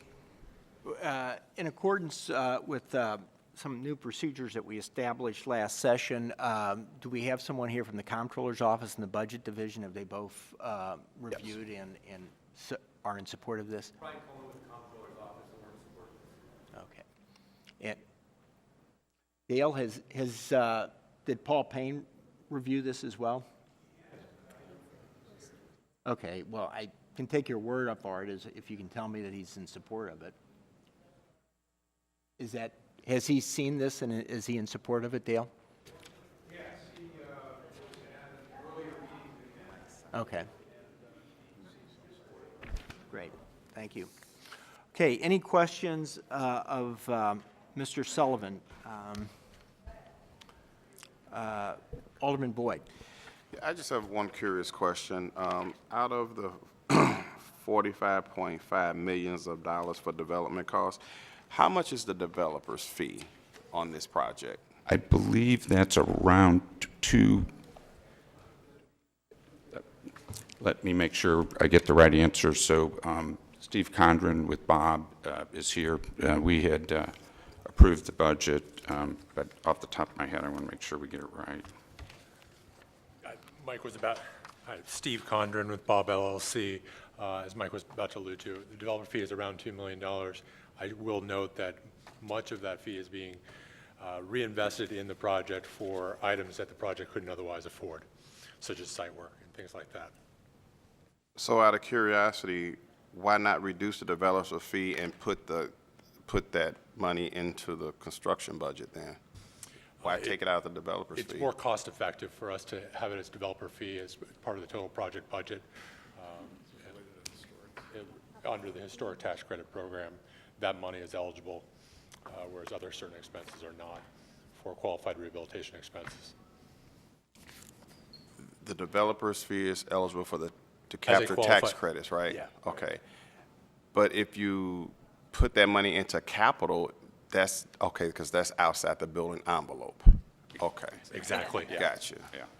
For those who don't understand, I'm going through this myself with historic tax credits, so it kind of dawned on me, but it's really a good question to ask, though.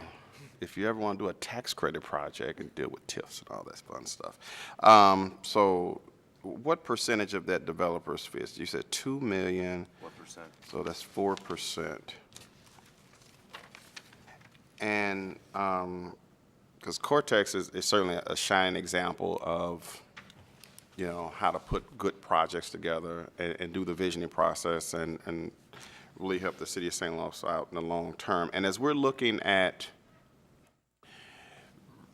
reshaping, redoing our, you know, TIFs and tax abatements, so on and so forth, do you see like, maybe the next phase that the amount of TIF allocation, the amount of developers fee will be reduced, or are we going to pretty much stay on an even keel with this, with the rest of the Cortex projects? Yeah, so that's an excellent question, and the IKEA is a good example. Alderman Boyd, we had for the IKEA note, they received 90% of the revenues. We took a note back for 10%, and then we used that for the infrastructure that we have to build. And so that helped us make it easier, helped us make the local match for the Cortex station. That's about a $14.5 million project. The federal government Tiger program's $10.3 million of that. But Cortex and our funding partners had to come up with an additional $3.5 million. So as you point out, as the market improves, we are attempting to have some of that money available for Cortex to accelerate building the infrastructure and so forth, so that we can, like parking garages, things that we're funding. So that will result in the developers getting a less percent of the TIF revenue. So the same amount will be coming out, but I see us kind of as an extension of the economic development for the city, and we are reinvesting that in the infrastructure garage and so forth as we do these projects. And if you look at the $5 million, the up to, that's within the parameters that we've all discussed is, you know, what we feel is reasonable. Okay, another curious question. So Cortex is kind of set up like an industrial park where, you know, different businesses pay into like maintenance and so on. So is that how Cortex is set up? I mean, do different companies and buildings there pay a certain percentage of maintenance costs every year to deal with buildings and grounds and other capital needs? That's exactly right. So, you know, if you build it but you don't have a ability to maintain it, then it's not sustainable. So every new development signs a partial development agreement, and in that partial development agreement, in addition to plan approval and so forth, it requires that they become part of a declaration of covenant restrictions, and that applies, it's $1 a square foot for office use. That's escalated each year. I think it's up to like $1.07. But yes, what you just described is part of the assessments that that we collect and to pay for the upkeep of the commons and other things. And is that set up through like a community improvement district, or is that just a covenant that you have in this agreement through an association? It was set up when we originally entered into the redevelopment agreement with the city in 2004 under Chapter 353 of the Missouri statutes. So that's all in the ordinance when the city approved our master redevelopment. Okay, thank you. No further questions. Alderwoman Davis? The only comment I have is I'm looking at your build-out projections and the current status, so it appears that you're doing quite well as far as meeting your goals. We've had a lot of help. I know, but, yeah, no, we're but at doing. the end of the day, you know, when we originally projected on this Cortex project, we had a lot of unknowns, and so you put a lot of reality to it, and we're very excited. Thank you. So thank you. Alderman Coatar? Alderman Ogilvy? Thanks. Maybe this is a question for you or for SLDC. This one doesn't get scored because by the financial analyst because the TIF's already been approved in the past. Is that? I can answer that. It did get scored. It's attached to the fiscal note, and we got a 4.2 out of 5. We have a fiscal note. And Mr. Ferry is here to speak.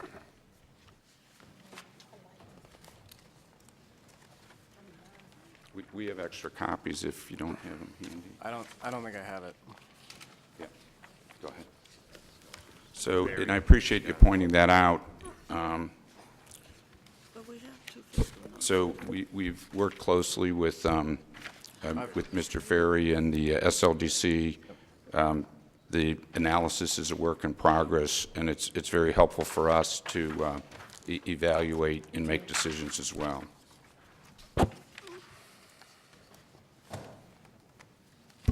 And if you look at the project score, it's 32.4 out of potential 40. And so instead of record grades, which was, I think, the first year, I've been advised that it's actually stars now. So we're four stars out of 5. And the total project cost is $44 million, and the TIF covers $5 million of that? That's the projection. And then you yes. use historic tax credits also? Yes, are involved as well. And then developer plans on owning the property indefinitely? They already own the property, and they'll be redeveloping it. Me too. Yes. Okay. I think those are my only questions. Thanks. Thank you.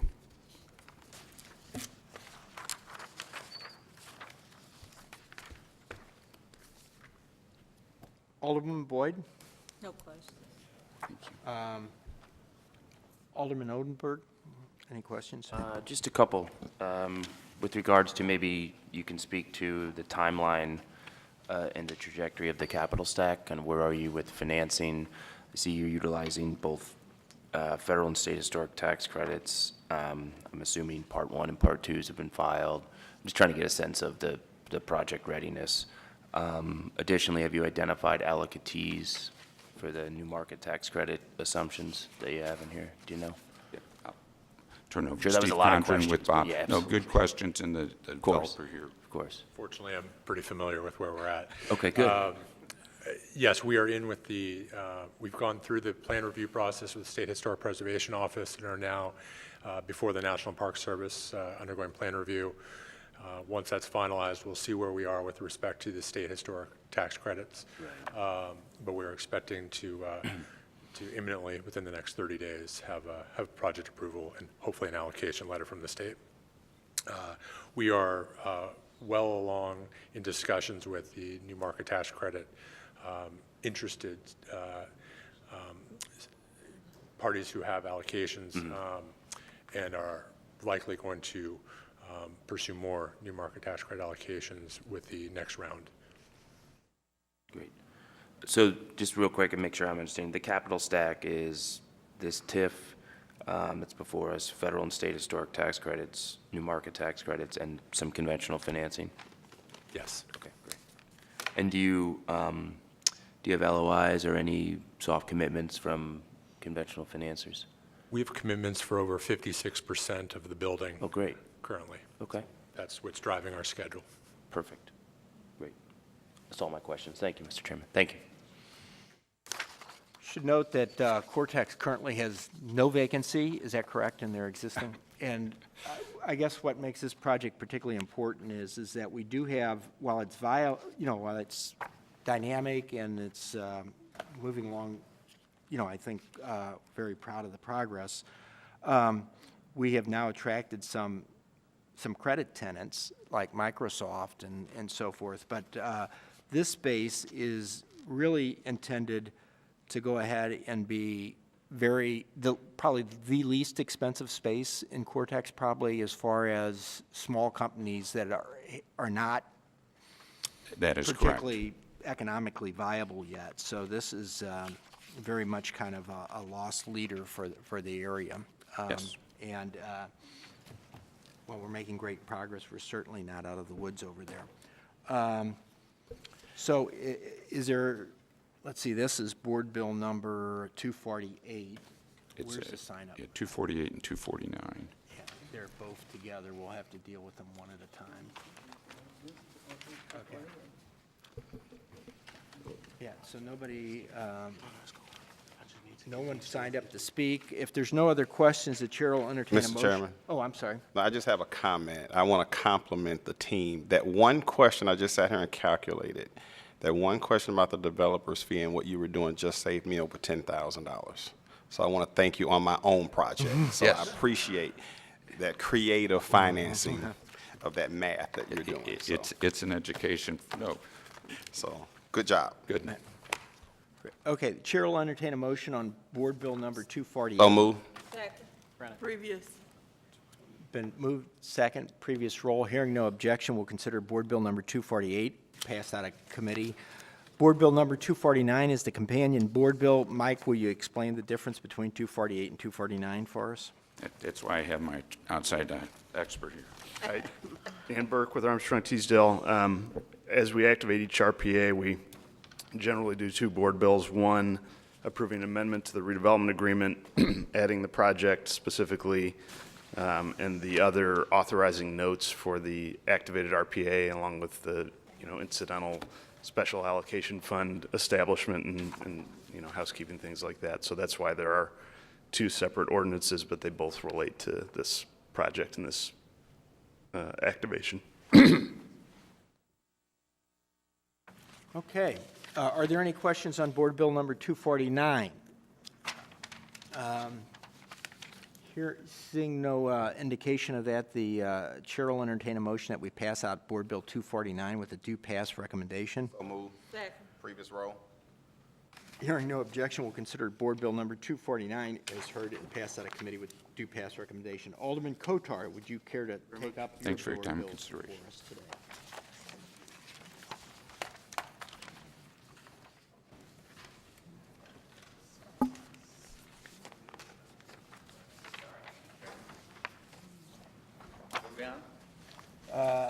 Whichever ones you'd like to take up, Okay. in what order you'd like to take them up. Let's take them, let's start with the landing. What bill is that? 220, what is it, Dave? 228. 228. Okay. Second, sorry.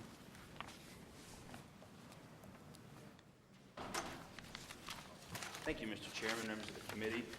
Board Bill 228, project I'm pretty excited about. This would be this is a bill approving a blighting study and redevelopment plan for 701 through 705 North First Street, which many of you may know as the former headquarters of Metro or Bi-State down on the landing. This will be the first residential project on the landing in a very long time. The landing currently has no residents. And we'd like to add some. So this is the first project. Advantes Development, who's done many projects in the city. They've tackled some old school buildings in the city. They've even done one down in Soulard. Is going to rehab this building at a cost of approximately $8.5 million. We're going to have 52 market rate residential units. So this is seeking I believe a 90% abatement, 95% abatement, sorry, for 10 years.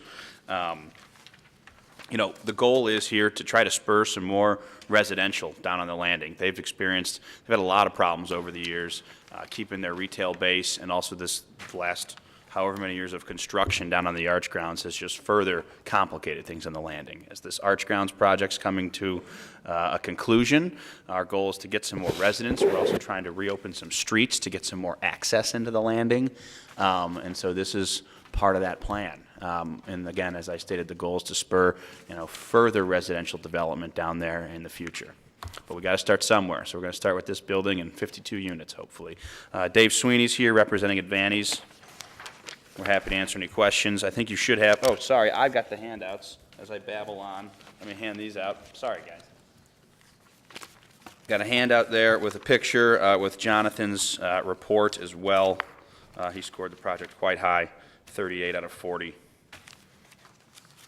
Sorry about that.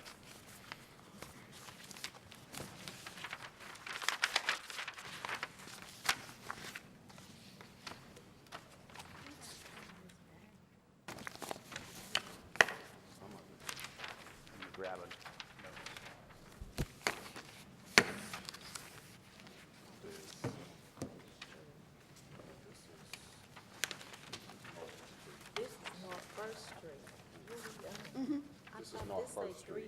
What's that?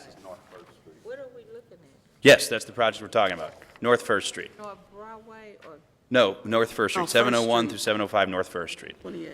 Broadway will be our next step. I'm gonna jump in the gun. sorry. This is an existing building.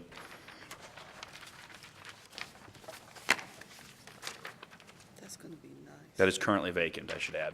Right? Yes. Alderman, just Yes. out of curiosity, when was this, when did it get developed for Metro to move in? Do you know how long was Metro there? Dave, do you know? They're in Met Square now, at least since the 80s. Yeah, I know at least 20-some years. And do they own the building? They did, and they sold it to a developer who Advances bought it from Amos. Yeah, a Square. couple years ago, Bi-State, when they moved, they sold the building to Spinnaker, who then explored residential and then sold it to Advantage. So, I mean, when Bi-State owned it, I don't even believe it was on the tax rolls. Right. So did they rehab it for themselves to move in there? Bi-State? Yes. It looks like they did, yeah, for sure, but it looks like the 80s, like the ductwork's bright yellows and there. Oh, but what I was curious about is we've had this problem before, and we redevelop something, give a 25-year tax abatement or something like that. Yeah, they and wouldn't have received any incentives because they were a Governmental entity. entity. Okay.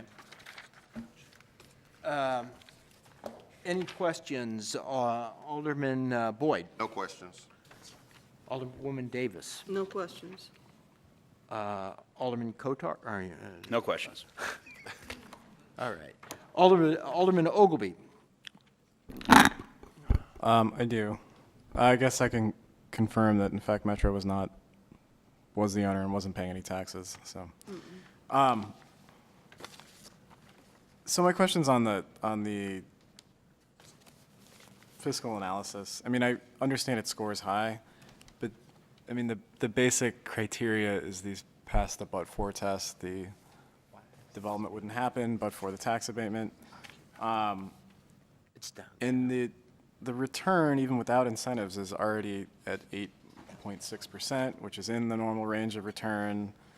So, given that that's the case, you know, and the tax abatement's at 95%, to me that seems high. Like we're boosting. It may be that this developer doesn't want to do the project for 8.6%, but you know, is it the case that nobody will do it? Will they do it for 9% if the tax abatement's at 75%? I mean, this is like we have all this, thanks to Mr. Ferry, we have all this data now and we have real comparisons we can make. And still somebody needs to kind of like twist the arm of the developer and try to dial these back a little bit, correct? Well, I'm going to let Dave Sweeney, Counsel for Advantage, and Jonathan speak to your question. First off, the landings, this isn't some project on Washington Avenue, obviously, or in Soulard or anywhere else. This is on the landing. High risk, no residential. This is the first one going in.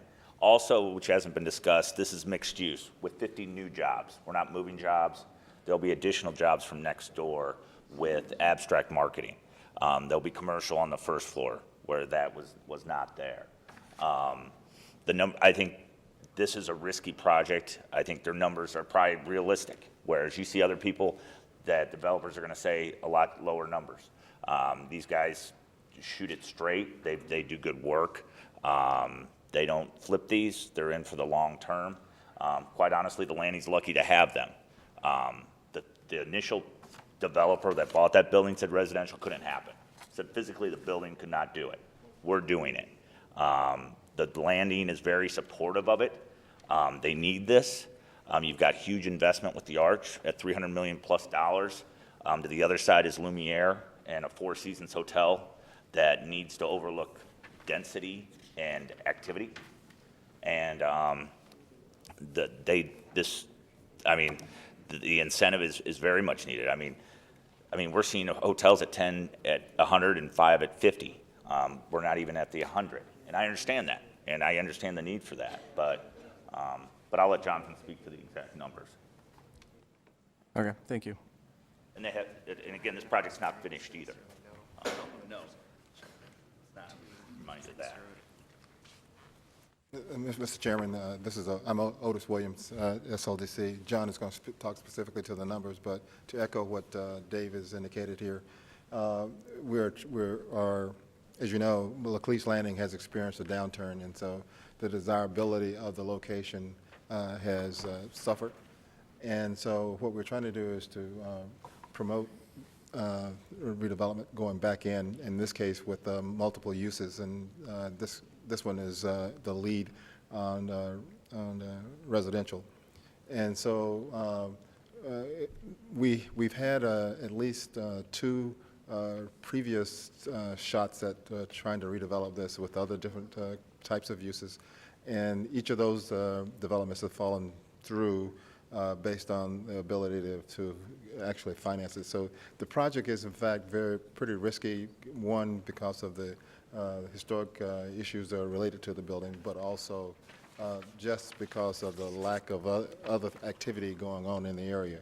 And so, which is one of the reasons why I did it. But I think also I'll let John speak to his initial thoughts and then what led us to where we are. Okay, thanks. Good morning. Yes, so I guess the main point that I want to bring out is that when we did this analysis, we worked with the firm that the company hired was PGAV, and that we worked with them to look at everything here. And whenever they first sent the numbers over, I looked at their operating expenses per square foot, and I looked at their rents, and I looked at their total development cost per square foot, and it's actually not normally what I do. Normally I'm pushing the opposite direction, but in this case I said these numbers don't necessarily look realistic. They look like they were undershooting on their costs relative to everything else I had seen. And so I asked them to go back to the developer and find out why they thought the costs were what they thought they were. Because my first initial reaction was, I said, this project scores really well, but it doesn't need any incentive at all, I didn't think.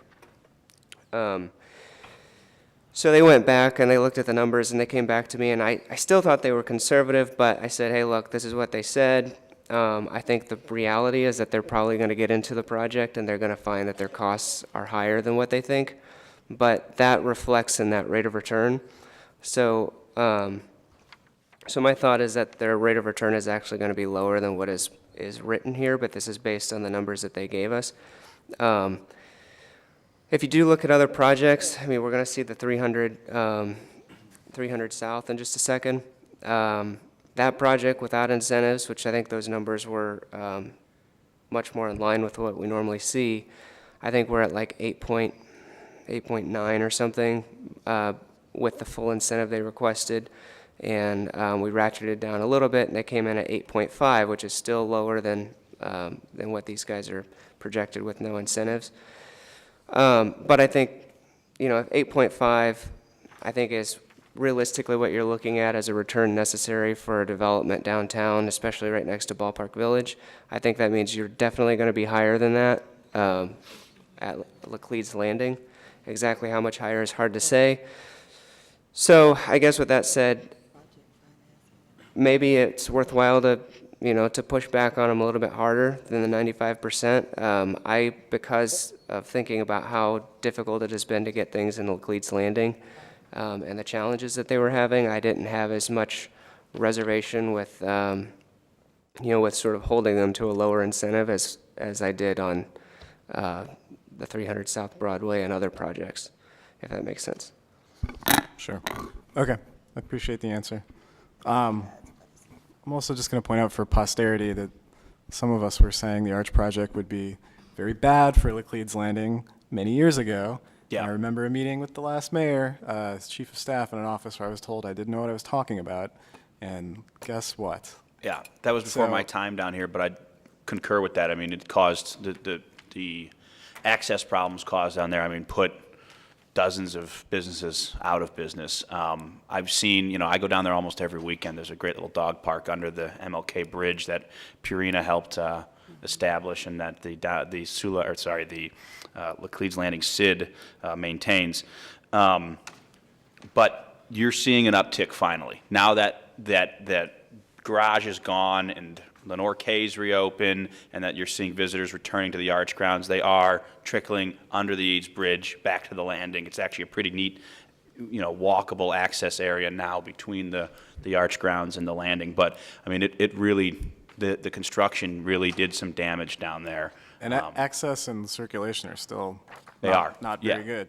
No, they're not. They're not. And so we're working. After $370 million of spending. I would agree. And we are working, diligently to try to get Lucas Avenue reopened, which I think would provide much needed access down there. Okay, thank you.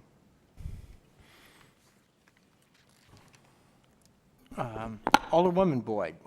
No questions. It was It's not your turn.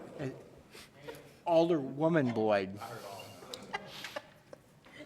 No question. We have now a two-person Boyd caucus and a three-person Joe caucus, so we're looking for ways to affiliate down here. Okay, Alderman Oldenburg.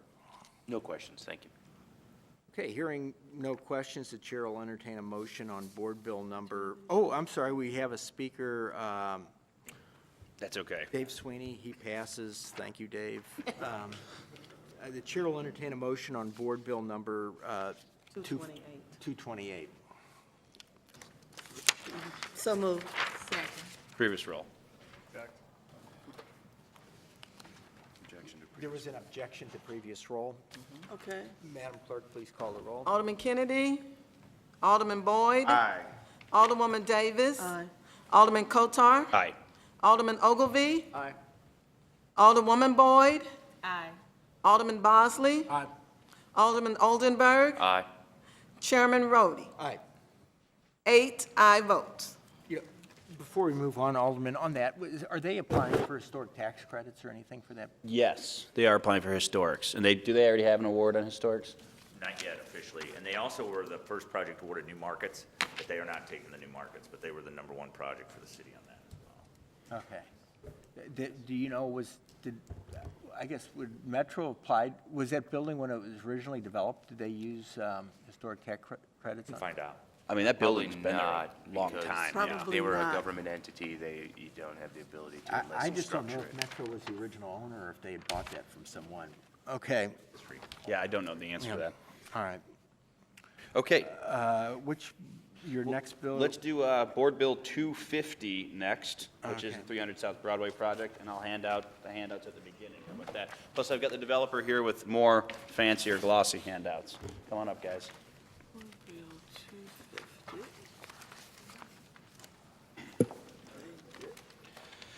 Okay, so may I start with some introductory remarks? Please do. Thank you, Chairman. So this project is seeking to approve a redevelopment plan, including a blighting study for 300 South Broadway. To give you some perspective, that is the southeast corner of Clark and Broadway, so sort of next to the Tums building and catty corner from the site of Ballpark Village Phase 2 and the 29-story residential apartment tower that's currently under construction there. This proposal would demolish the existing building for the development of a 33-story residential tower, market rate residential tower at the southeast corner of Clark and Broadway. It's seeking 20 years of abatement, which is stepped down. It's 10 years at 90%, 5 years at 85%, and 5 years at 80% abatement. And we've got plenty of folks here who can walk us through the numbers. The redevelopment plan and the blighting study are also obviously attached to the board bill. I'd point out that this building is currently owned by the St. Louis Community College District. It is not paying any property taxes. There are a few dozen employees there that are relocating. The community college is consolidating its administrative offices onto their campus, I believe in Forest Park, their city campus. So they will be moving out of the building, and it will be vacant. So these guys are wishing to acquire it for about $5.8 million, demolish it, and replace it with this tower.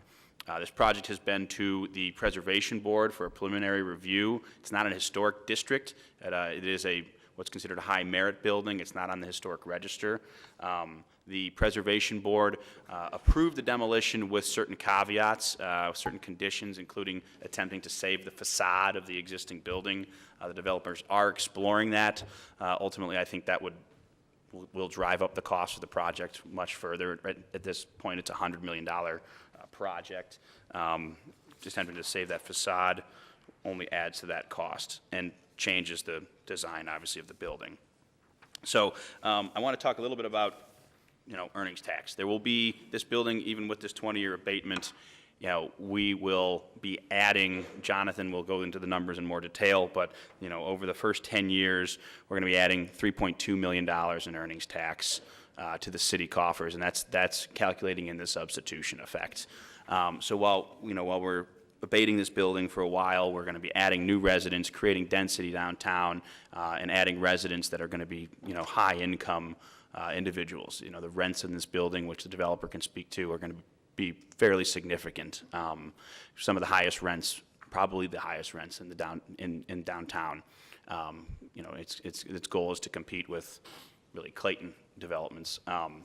So we're hopeful we can bring some more, folks downtown spending some money, walking around, and the goal is here to spur future development. I mean, if we get with this project getting off the ground, the project across the street at Ballpark Village Phase 2, we've got plenty of other parcels that I think folks will want to develop in the future. The Millennium site is currently obviously vacant.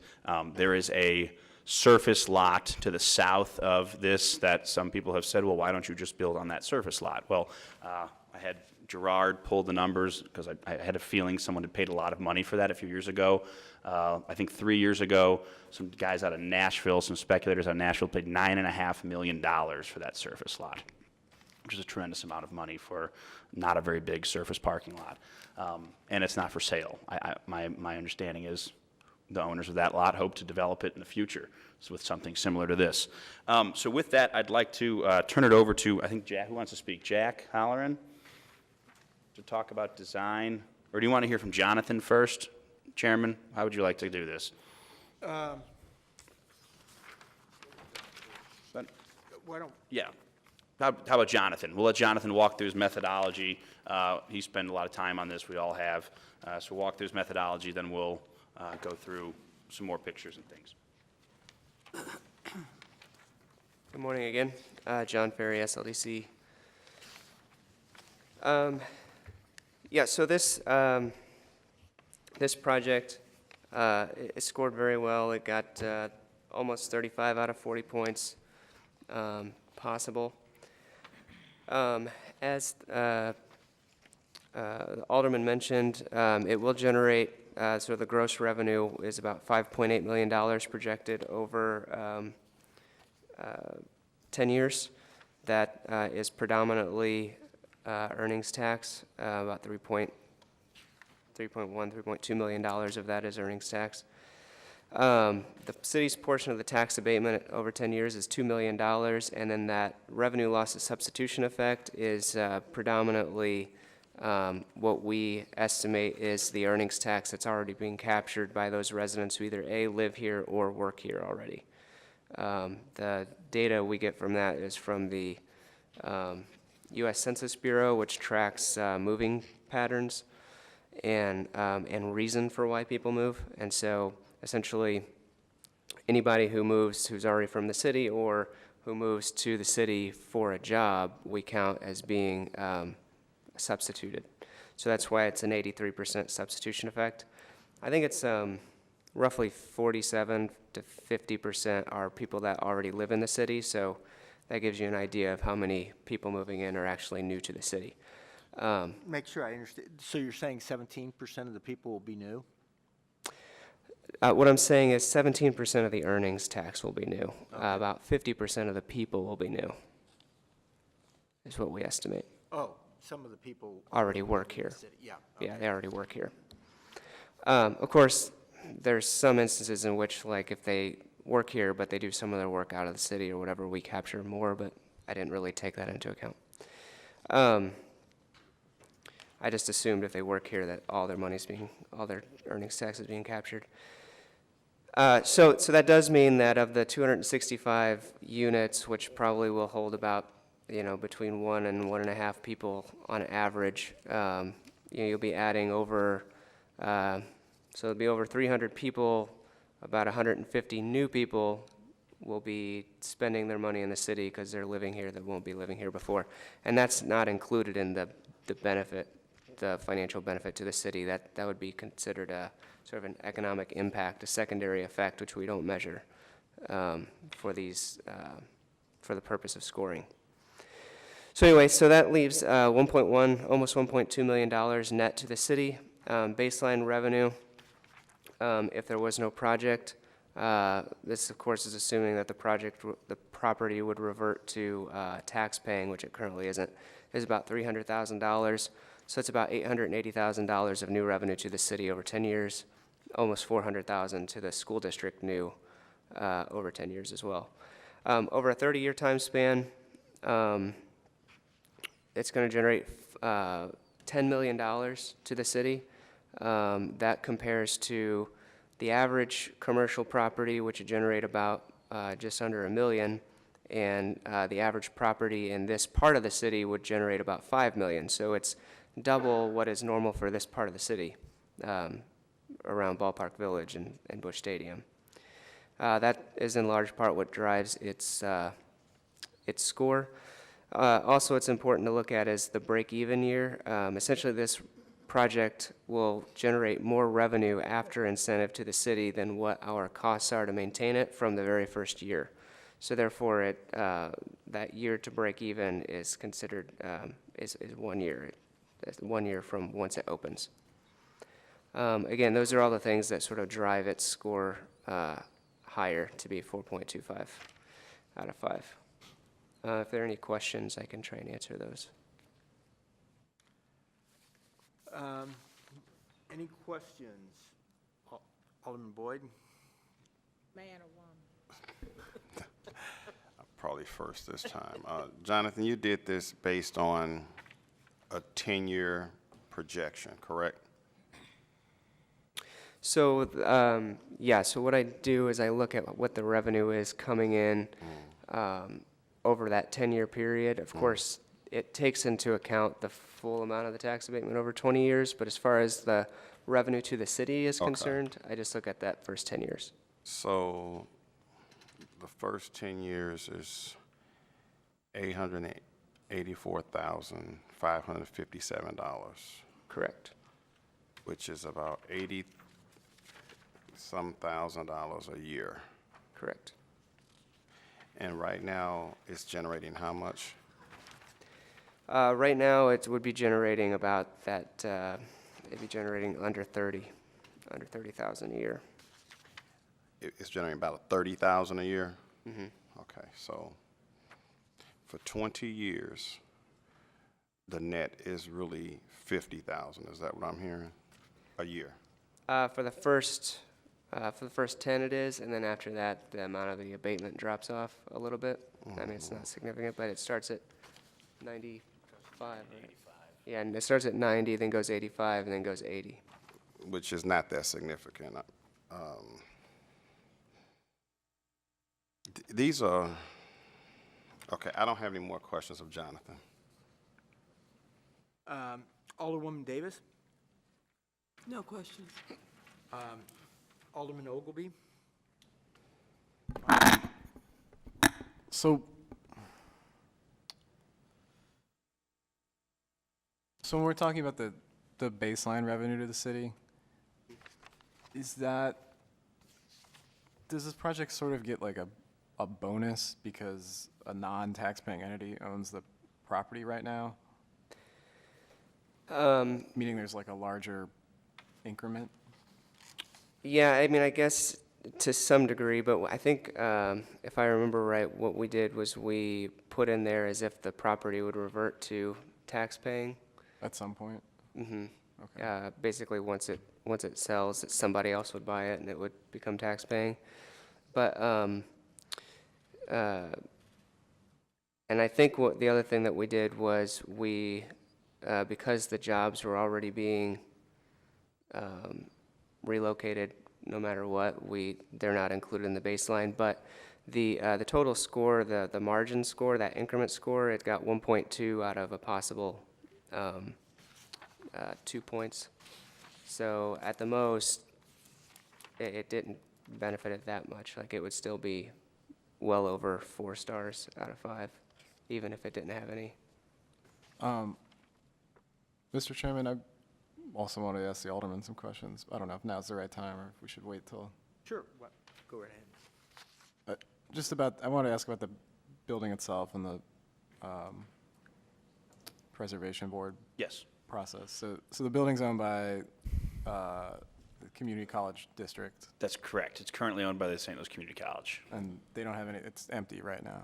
They are in the process of moving. I think there's still some people in there. Okay. They are, whether this project happens or not, they're vacating the building. Do you know how long they've owned it? Does anyone know how long the community college has owned this building? 40 years. 40 years, okay. Yeah. And the preservation board process approved, so there wasn't a redevelopment ordinance. There was not a redevelopment plan in place Right. at the time we were in front of the Preservation Board. The Cultural Resource Office, Dan Krasnoff, noted that it was a high-merit building, but recommended its demolition in favor of this project.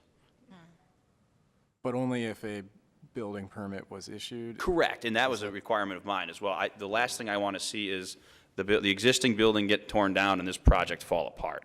So whatever happens in terms of a demolition permit being issued, it would be, once we're at the stage of construction drawings and financing in place and ready to go on this thing. And just the cost of the permit would be like, just the permit itself would be several hundred, the building permit would be several $100,000 in addition to the cost of the documentation you need to get a building permit for a building like this, which would be possibly over $1 million, for the construction documentation. Is Yeah, that? that's correct. Okay, so just so everybody kind of understands, they can't just put in a $100 application for a building permit and. No, Right. no, it would be a pretty complex process, very expensive process.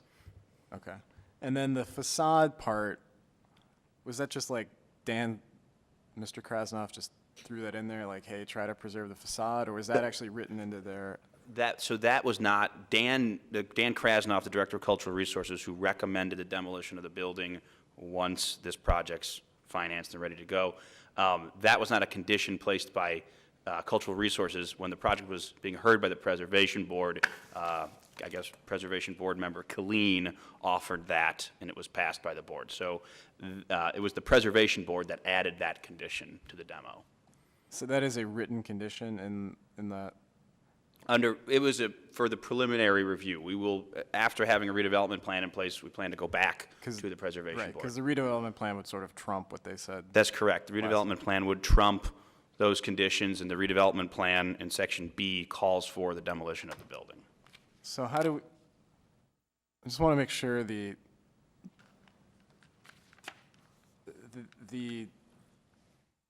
want to make sure the clause that requires a building permit still exists even with the redevelopment ordinance, right? Because you don't want you don't want to pass the redevelopment ordinance and then have that sort of trump the clause that says you need a building permit in order to do the demolition, and then you can do a demolition without a building permit because the redevelopment ordinance permits So it. I will even ask, and the developer's amenable to this, when we go back to the Preservation Board seeking the demolition permit, to have that as a condition. My support letter is even conditioned on, making sure that financing is in place and permits are ready to go before demoing this building. I mean, we have, the last thing I want to see, the downtown residents want to see, downtown workers want to see, is more surface parking in the southern part of downtown. We've got plenty of it. Right. Yeah. Okay. And then I guess I have a question for either SLDC or Mr. Ferry. Thank you. Thank you. Alderman. Yeah. So I kind of have the same question as I had on the last project, and that's, we're already in the ballpark on, I understand, so let's set aside the fact that, like, maybe this is just desirable because we like a new high-rise on the skyline or something, or it adds people. The 20-year tax abatement is a long period of abatement. It's longer than we have done for high-end residential in the Central West End, for instance. But really high-end, I don't know if there's another high-end residential project that has 20 years of tax abatement aside from Ballpark Village itself. I'm not sure, but I recall that Central West End projects have typically been 10-year. Yeah, the only thing that would be comparable to that, I think, would be the Ballpark Village high-rise apartments, which doesn't get tax abatement, but has a TIF, which is essentially the same thing. And it's it's a big TIF. It's highly incentivized, yeah. So, I mean, my concern is, given that it's a 20-year abatement, and even with no incentive, there's a decent rate of return, that's a long abatement period. And, you know, and it ramps down, but only a little bit. You know, it could ramp down to 50%, and somebody like me would be a lot more comfortable than at 80%. And I just don't, I mean, we've gone through all this work the last couple of years, and I just don't get the sense that, like, we're holding the line as well as we should be on these things. Sure.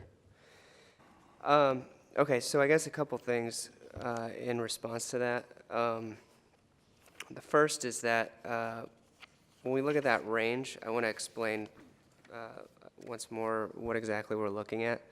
So that range comes from the Real Estate Research Corporation. They are a market data firm, and that represents residential projects that are anywhere in the St. Louis metropolitan area. They don't just represent new construction, they actually represent all types of projects. So it could include like somebody that wants to buy an existing apartment project that's fully built out and fully leased.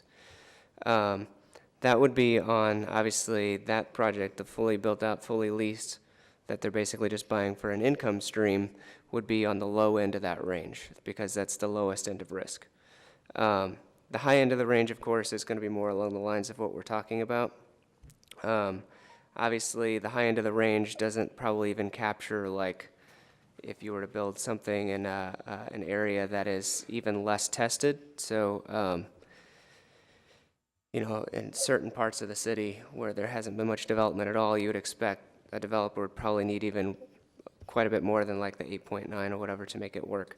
So what we do is we compare that, you know, the return to the developer to other projects. And so we looked at, for example, the 100 North Kings Highway, which received 15 years of tax abatement. I think it was 10 years at 95 and 5 at 50.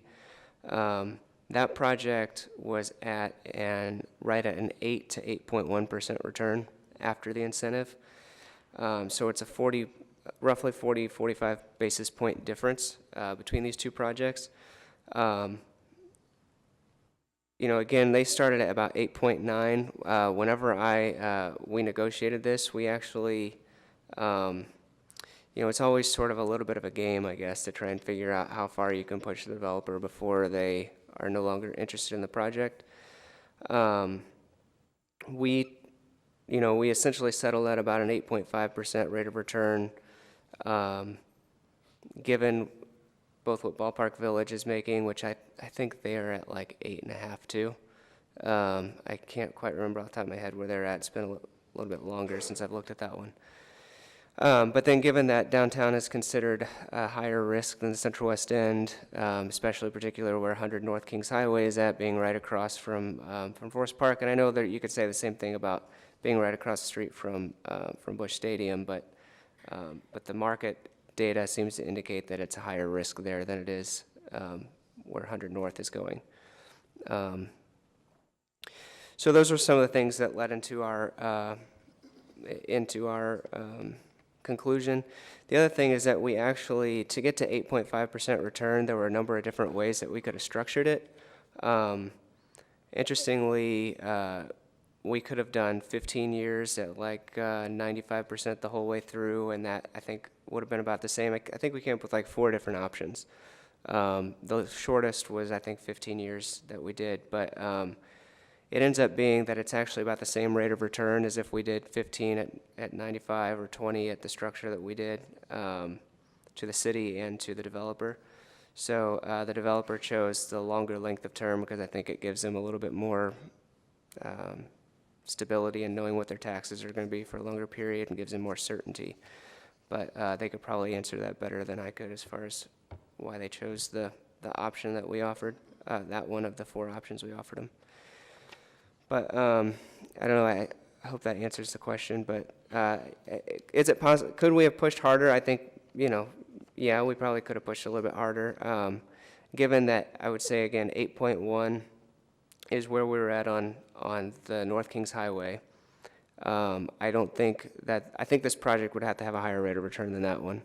Again, because of location, and B, because I think actually because interest rates have gone up since the time that that project was locked in and received its financing. So I think that the best you'd probably be at looking at an 8.3, maybe 8.2. To get there, I mean, you're only talking about another 5% shave off of the tax abatement all the way through. So, so I guess I just say that there's not a significant amount of money left on the table in this project, I don't feel, for us to actually still get this project. Let me jump in and say that this was a very significant negotiation back and forth. And taking a look at there are multiple investors in this who are, and Mr. Holleran can speak to who his partners are, and the ability to get the out-of-town investors also to stay the course. So we pushed as hard as we could. We are confident that given the kind of product that is sort of the first in, or maybe second in now with Ballpark Village, but a similar type project that changes the offering of residential type properties downtown. There is risk associated with executing this project. And so for that reason, the 8.5 is where we landed as far as the return on investment. And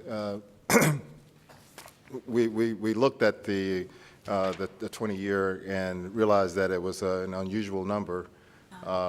But we have, in fact, over the past year and a half, been pushing everything down. And it's interesting that yesterday one of the committees met and they were trying to push it up. So, Which committee? I think I've got a report about neighborhood, the neighborhood committee. Oh, right. Yeah. So, Right. So, but we will continue to push down, and that's the direction that we're headed. Yeah, I mean, I guess in summary, I would just say, the challenge here is it's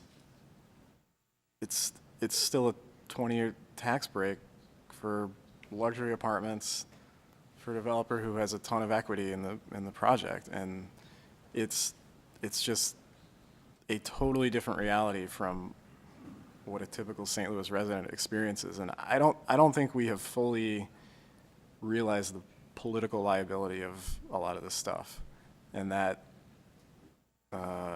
worries me. So I will add on the I guess the political front, the Downtown Neighborhood Association, who is comprised of hundreds and hundreds of residents that myself and Alderwoman Davis, Alderwoman Hubbard, and I guess Alderwoman Ingrassia represent, very much in favor of the project. We have a little economic development committee downtown through Downtown St. Louis Inc. They're also very much in favor of the project, knowing the amount of incentive as well. And I'd add, it's not like the incentives. It's not their money. I mean, it's somebody else's money. So of course, course they're in favor of it, but they're taxpayers who reside downtown. So to say, it's tax money. I get that. At a building that's currently not generating any property taxes, and I'd say, given our issues downtown, the residential market's in a much better shape than the commercial market, and without replacing this building with a higher and better use as the proposed high-rise, we have next to no use for more Class B and C commercial space downtown. We've got plenty of that. So this building, if not torn down and redeveloped, will sit there. It's not going to become lofts. It's not really configured for that. We frankly don't need it as more B and C office space. We've got plenty of that on the market already. I know, I'm not, it's just a little tough for me. That's all. I understand. Thanks. Thank you. Alderwoman Boyd. I don't have any questions. The only comment which Jack and I'll ask about is the rehab part, but I was already explained why. $50,000 a year. Okay, just leave it for now, if it comes up. Alderman Bosley, any questions? No, sir. Alderman Oldenburg? Yeah, just a few. Maybe Jonathan or someone from SLDC, or if the development team has done this research, they might be able to answer. What's the most recent comp to this product? Higher luxury residential in downtown. Would it be the Roberts Tower building? Was that kind of the last high-rise residential?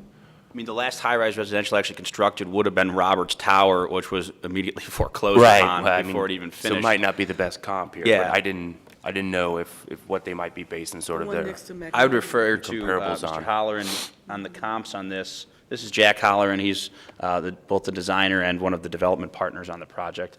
What other comps did you guys look at when sort of putting this together? Your project. Come on up and speak into the mic. We did quite an extensive analysis of the marketplace and all the way along Washington Avenue, the Roberts Tower included. We just finished a project in Clayton, the 212 Merrimack project. That project, we're generating about $2.85 a square foot. Those same projections have to go into this for the construction. So we don't have a comparable, so we're kind of pioneering a project in downtown St. Louis that's much higher in terms of rent than anything comparable. Right, yeah. So I think that's, go ahead, Otis. Let me comment that the Roberts Tower that you're referring to, when it was built, it was about 160 per foot. Okay. And so we're talking now at least $1.20 higher than the Roberts. And in the Central West End, I think at Euclid, it was around 230. So we're breaking new ground as far as cost per foot. Sure. Right, and I think it's worth saying that construction costs are the same in the Central West End, the same in Clayton as they would be downtown here, where the market's a little softer. Jack, has there been any discussions with those community groups you mentioned, or your office, as well as with the development team of additional potential community benefits? Usually with a large, major, or catalytic project, there's often a discussion about what additional community benefits, besides, of course, a new high-rise tower in downtown that have been brought to the forefront. So one of the things, meeting with the neighborhood association who met with the developers in advance of this, one of the things they specifically asked for out of this project is more 3-bedroom units. Most of these projects are built with a lot of mix of ones and twos.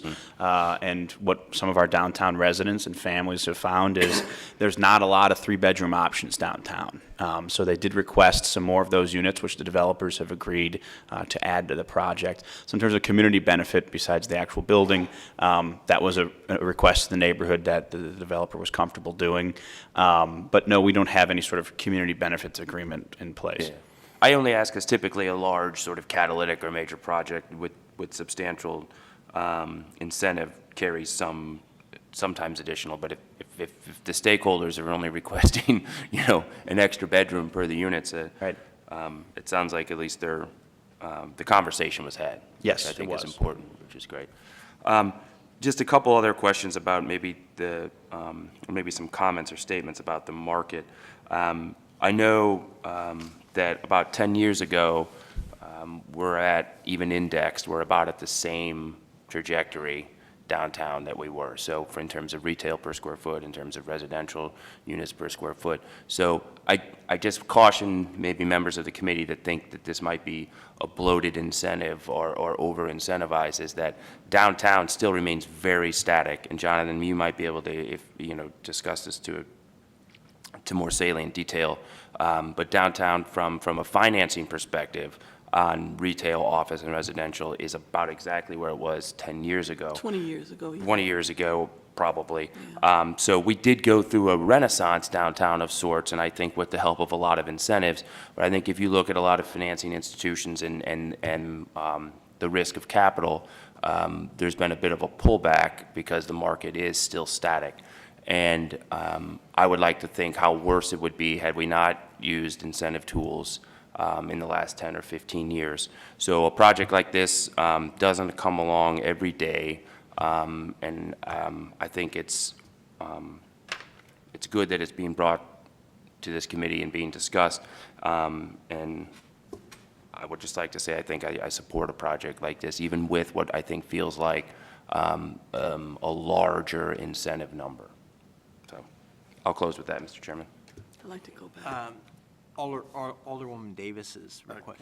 I'm sorry, but can you, I reserved asking the alderman questions because I thought we were just talking to Jonathan, but I did have some questions from the Okay, well, we'll just go Like through to the go whole first? cycle. Go ahead, Alderman Boyd. Okay, because I heard what the alderman from the 16th Ward said, but I'm just challenged in my conscience about 20 years tax abatement, you know, downtown, where you have Ballpark Village, a lot of good stuff happening downtown. These are luxury apartments, right? We're not building low to moderate income apartments, correct? No, these are market rate units. Okay, and what are the rents projected to be? What do we say, 280, what do we say, 280 a square foot? What does that mean in layman's terms? I mean, a one-bedroom is how much, a two-bedroom is how much? So somewhere between, $2,000 and $2,500 a month, maybe higher for some larger units. That's for a one-bedroom? Yeah. And a two-bedroom might be 2,500? Yeah, it would be driven by square footage.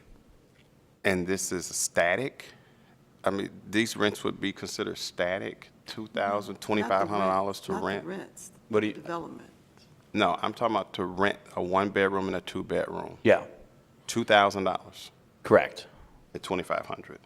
And I just want to make sure I'm clear. So I'm going to ask the alderman from the 16th Ward, that would be considered a static rent rate downtown If you were over to the put- past 10 well, years? there's no comparable to that, I think, is what we've evidenced here from the developer and from a market study, that there's really nothing to compare that to.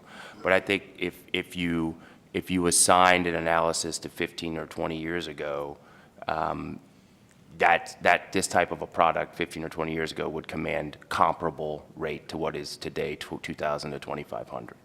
So When in theory, you would hope it would be probably closer to 3,500, is what you should be getting for a product like this. Okay. And I'm pro-development, I'm pro my city, but luxury apartments, I just question whether, let me ask this, can I ask the developer a question? You may, yeah, Okay. sure. Jack Holleran. So I've gone, Mr. Holleran, is that right? Holleran, okay, so I've gone through the presentation. My question is, if I'm walking through the front door, what am I looking at? Is it granite marble countertops? Is it tile floor? Is it carpet? I mean, what am I looking at? What are the amenities that we have? Alderman, maybe we should, if I could, we'll get back to you. I'm just thinking that if you went through the perhaps we can pause and finish the presentation that they're going to make, and then we'll Okay. pick this back up, because I think we're getting a little bit, I let everything get a little out of whack. It's my Okay. fault, but was there additional presentation you wanted to make? Jack can run through his slide deck, which I think you all have, and probably would answer some of Alderman Boyd's. Okay, why don't we go ahead and do that then, and then we'll circle back and ask some more I questions. think Jonathan wanted to add a comment as well, if that's all right, Chair. Sure, go right ahead. Yeah, just two quick things. One thing is on that substitution effect rate that we use, the 83%, that is sort of a citywide number that we use. We actually have specific data from the Laurel project that was done a couple years ago on Washington Avenue. That project actually saw 75% of the residents were new to the city, 50% were new to the region. Just to give you a quick estimation, if we were to see similar numbers, that would be an additional $77,000 a year to the city projected over what my projections say. So instead of at 88, you're now at almost 165. And then the second thing I wanted to add is that the projected new revenue, projected new income that would be created from this project. Apparently, I just deleted my history inadvertently, but projected new. But what it boils down to is it would be $115,000 a year in new sales tax generated from the income from the people living here per year, is what it boils down to. That's after, obviously, taking out the people that already live here and whatnot. So, and that would be sort of, again, the secondary benefit of this project. All told, you're looking at about $280,000 a year in new revenue to the city from this project. Thanks, Jonathan. I'll turn it over to Jack Holleran, I guess, who has a presentation. You guys have a copy of his slide deck in front of you, I believe. Here, Jack, I'll hold these. You talk to the mic. Go to the mic. Go to the mic. Record. All right, I think that you have your set, but I think let's just go to the site plan to begin with, and you can see highlighted in yellow is our proposed site, and that's the existing building site. We're surrounded by Tums Manufacturing on both sides, actually adjoining their walls, and so we're on the corner of South Broadway and Clark Avenue there. Directly across from us is the parking garage, and the opposite way going west is ballpark, the Busch Stadium. Okay.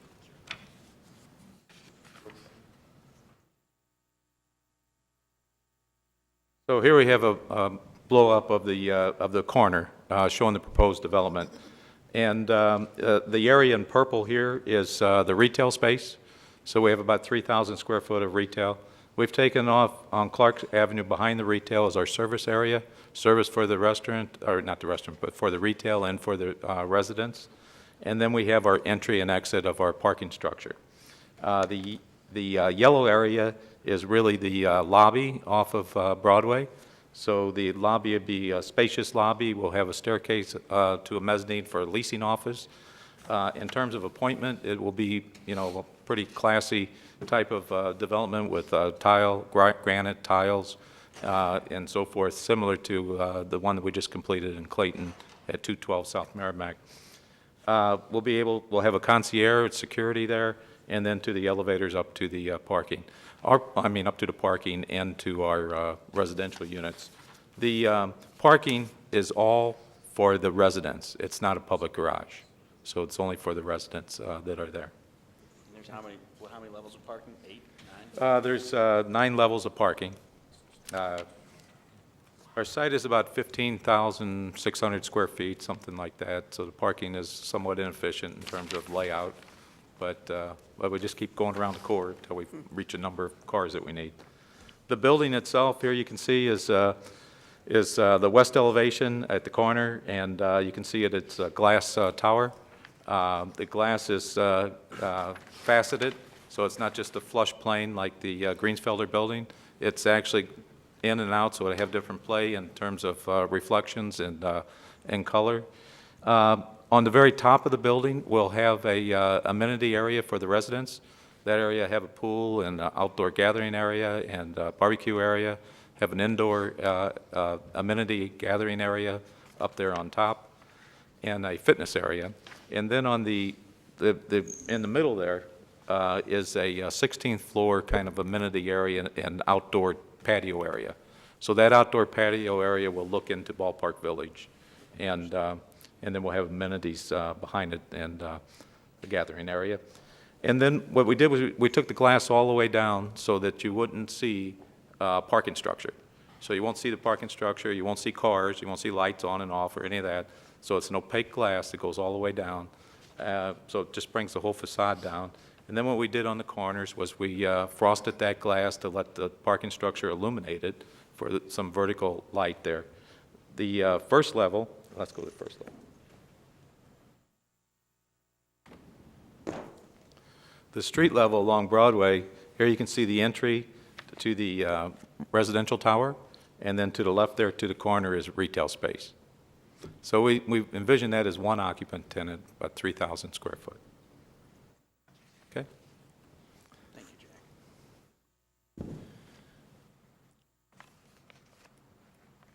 Okay, thank you. Can I go back to the developer? Certainly. So walk me through the front door. And what am I looking at in a two-bedroom apartment? What are my amenities? Can you go back to the mic, please? Within the units? Yes.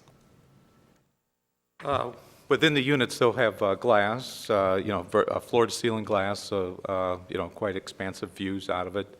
Other than that, there'll be, the typical bedroom, living room, kitchen area.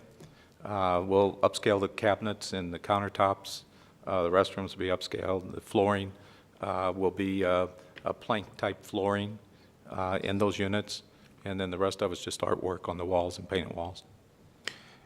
Phenomenal design. I love it. I think it will really complement downtown. I'm not convinced 20 years of tax abatement is necessary. I'm wondering, did you think, the question came about community benefit, and I certainly understand and appreciate adding a bedroom. Somebody might consider that a community benefit, but that's not truly what a community benefit is when it comes to a project. Grow families and live. A community benefit may be some of the units may be lower end, maybe moderate end, where maybe it's only $1,500. An apartment where it may be more affordable for people that don't have the high-end jobs per se. I certainly understand eliminating slum and blight and justifying tax abatement. But I don't see a pathway out to incentive reform. When I look at communities that I represent and how we would put 20 years of tax abatement on a low to moderate income development project because it's getting historic tax credits or low-income housing tax credits or whatever. And then we have downtown, which is still coming up. I mean, downtown is... Point out we have almost 1,000 affordable housing units downtown. No, okay. Got you. Point well taken. Thank you. But it's going back to this trajectory of incentive reform. I'm looking for our pathway out of not having to do a 20-year tax abatement downtown per se. Notwithstanding, maybe you have 1,000, and Alderman, I'm not signaling you out, but I'm looking at the Central West End as well because even Alderman, our chairman, the phenomenal building that's coming up at the corner of Kings Highway and Laclede that we talked about, my understanding that was already in the pipeline before we started talking about incentive reform. And I just question, how does the public view us when we're talking about we want incentive reform, but we keep doing the same thing over and over again without really showing that we're interested in incentive reform? So I'm just kind of challenged with, the 20 years tax abatement. And I'm not a big-time money guy. I'm a modest guy. I don't aspire to be some big-time millionaire. But with a $2.8 million developer's fee, if you only got a $1.8 million developer's fee, how could you provide a community benefit? I mean, I don't have any suggestions right now, but how could you use some of that developer's fee to give back to the community, to really show a benefit? Well, I guess I disagree that there's no benefit to the community based on this project. I mean, certainly my constituents downtown believe there is. And I'd add that the work of this committee under the chairman's leadership, I mean, the level of scrutiny put on these projects, I mean, 5 years ago, this would have sailed through a 20 years abatement. That's not what, I mean, it's a 20-year request, but not a full abatement. It's a 90%, it's an 85, it's an 80. It's a step down. I mean, and the city's going to be getting more money than it would if this building just sits and languishes as B and C office space on the private market. In terms of community benefits, I mean, I sat in the chairs right there when we had a project out of on Morgan Ford where we talked about community benefits. Until there's a system in place, the projects that occur in the 7th Ward, I'm not willing to basically, besides the scrutiny that SLDC places on a project and other demands of the neighborhood, I'm not going to require some added community benefit until we have an actual guideline and a system in place past this board. And Alderman, I can certainly appreciate that, because what we did on Morgan Ford was hypocrisy, especially by the alderwoman that introduced that. It was pure hypocrisy. It was another luxury apartment that we didn't necessarily have to have on Morgan Ford. But is there a benefit to the community? Absolutely. When you say this huge tower is going to be added to the other buildings and people will be able to live downtown, it absolutely is a benefit. But that's not in the spirit of a community benefit. Now, I'm not trying to derail your project. I'm not going to vote for it. I'll vote present, because we are not showing that we are serious about trying to create incentive reform. And we can kick this can down the road over and over again and say until we get a policy cemented in place, I'm going to keep doing what I've always done, because we don't even know when the policy is ever. It could be 3 years from now before a policy get in place. I don't know, because we're not serious about it. We're not staying on top of it. And I can't keep doing this. You know, I love the project. I want to see it downtown, but I also want to make a point that we're not serious about incentive reform. We're just not. And with that, I'm shut up. I'd like to go next. Alderwoman Davis. Thank you, Mr. Chairman. A couple of things that I'd like to share with the committee with my experience in development. When we did the Roberts Towers, we had a plan in place. We thought that we would have the opportunity to continue to build those types of developments and really spur the opportunity to encourage people to move into downtown. I was a part of one of the projects that we built that was mixed use in downtown. And one of the things that we found, even having the opportunity to have public housing, affordable housing, and market rate housing in this development, that the majority of the people who came for market rate housing came from outside of the city of St. Louis, came from outside of the state of Missouri, and they thought that our rents were so darn cheap, and they wanted to be downtown. We didn't have a lot at that time to offer. Downtown has grown and improved. This particular project is a project that is well needed for this community, because we don't have that in a downtown area. If you want to grow this city, if you want to be comparable, you have to understand you need a little bit of everything. And so currently, when we look at our list of affordable housing, we are doing extremely well. And I know, because I think I'm number 2 in providing affordable housing. And all of it is not full. It's not occupied. I just called the other day because I was thinking about doing another senior living facility, and the information to me was none of them are full. So there's no capacity for a new one. We need to know all the facts. Rhetoric is one thing, but get the facts. So when you have people who are already residents of downtown, these young couples who may choose to continue to live downtown and raise a family, they want a 3-bedroom. They want a 2-bedroom. Some of them are in 1-bedrooms now. I want them to stay. I don't want them to leave and go someplace else. I want them to continue to enjoy our city and remain here. And a $2,000 rent for some people who are in certain categories of income is extremely reasonable. If they have a 2-income household, and I'll give you an example, a couple of my godchildren, she's 26, he's 27. They're both chemical engineers. She makes more money than him. She makes $125,000. He makes $110,000. $2,000 rent is nothing to them. But they want to live in the city of St. Louis. They love downtown. But in the meantime, we still have lots of affordable units that come through here for development. We just saw 2 from Samuel Moore, Alderman Moore. We just saw another one. So, you know, we've got plenty of affordable units in this town, and we will continue to develop affordable units in this town. So we can't just pigeonhole ourselves and claim that the only thing you need is affordable units, because it's not. In order to have a balanced community that brings in sustainable revenue to run the city and provide the amenities to make the city having the best quality of life for those residents here, you must have some high-income units. There's no if and buts about it. So back in the day, we used to give 25 years and 30 years. Dale Rousset was here, he knows. Okay? And we're going to give some of those 25 years for North St. Louis in order to get some of the units that they need in the very near future, because I'm going to push for it. So we have a lot of opportunities in this city, and we need to stop pigeonholing ourselves, and you have to look at the global perspective of how to do development and be very inclusive of everything you need for your city.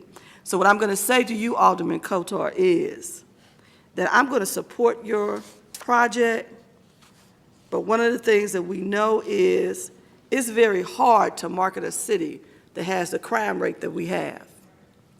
But at the end of the day, a lot of people who relocate here from East Coast and West Coast, Chicago, they all deal with crime rates that are ridiculous, and that is something that they understand because they live in urban areas. But we're going to do better with our crime. We're going to lower it. I have great expectations for our new leadership and the things that we need to be doing as well. So I think you're going to do well with this project. I don't think you're going to have any problems marketing these units. Hopefully, if we had stayed on our path 20 years ago, we would have had at least 10 other buildings like this downtown. Thank you. Okay, we still have some speakers signed up, but I'm going to continue to go through here to see if there's any additional questions of the committee members before we open it up to the public. Alderman Ogilvy, any questions? No. Alderwoman Boyd? Alderman Bosley, any questions? Alderman Oldenburg, any additional questions? No further questions, thank you. So you've completed your formal presentation. I believe we've completed our formal presentation. Let's go ahead. We have a number of people signed up to speak. I'm not sure if all these are in favor or not. This is a frequent problem. They sign up under the pro and they might be against, but I'll just go through the list here. All of them are lined up as pro. Jack Holleran. We've heard who from Jack. I presume we've heard from, so we're okay there. Andy, is it Struckle for PGAV? I think we're good there. They did the blighting study. Okay. Jim Fredericks? Council. Okay. Paul, I'm sorry, Paul, is it from St. Louis Community College? Yes, sir. Paul Zink from St. Louis Community College, and I just wanted to be present to answer any questions related to the college's use of the building, should the alderman have those. Okay. And you all need this sale because you need the money. Yes, ma'am. Okay, next signed up, Imran Hanafi? After you. Good afternoon. I'm a city resident, and that's why I'm here.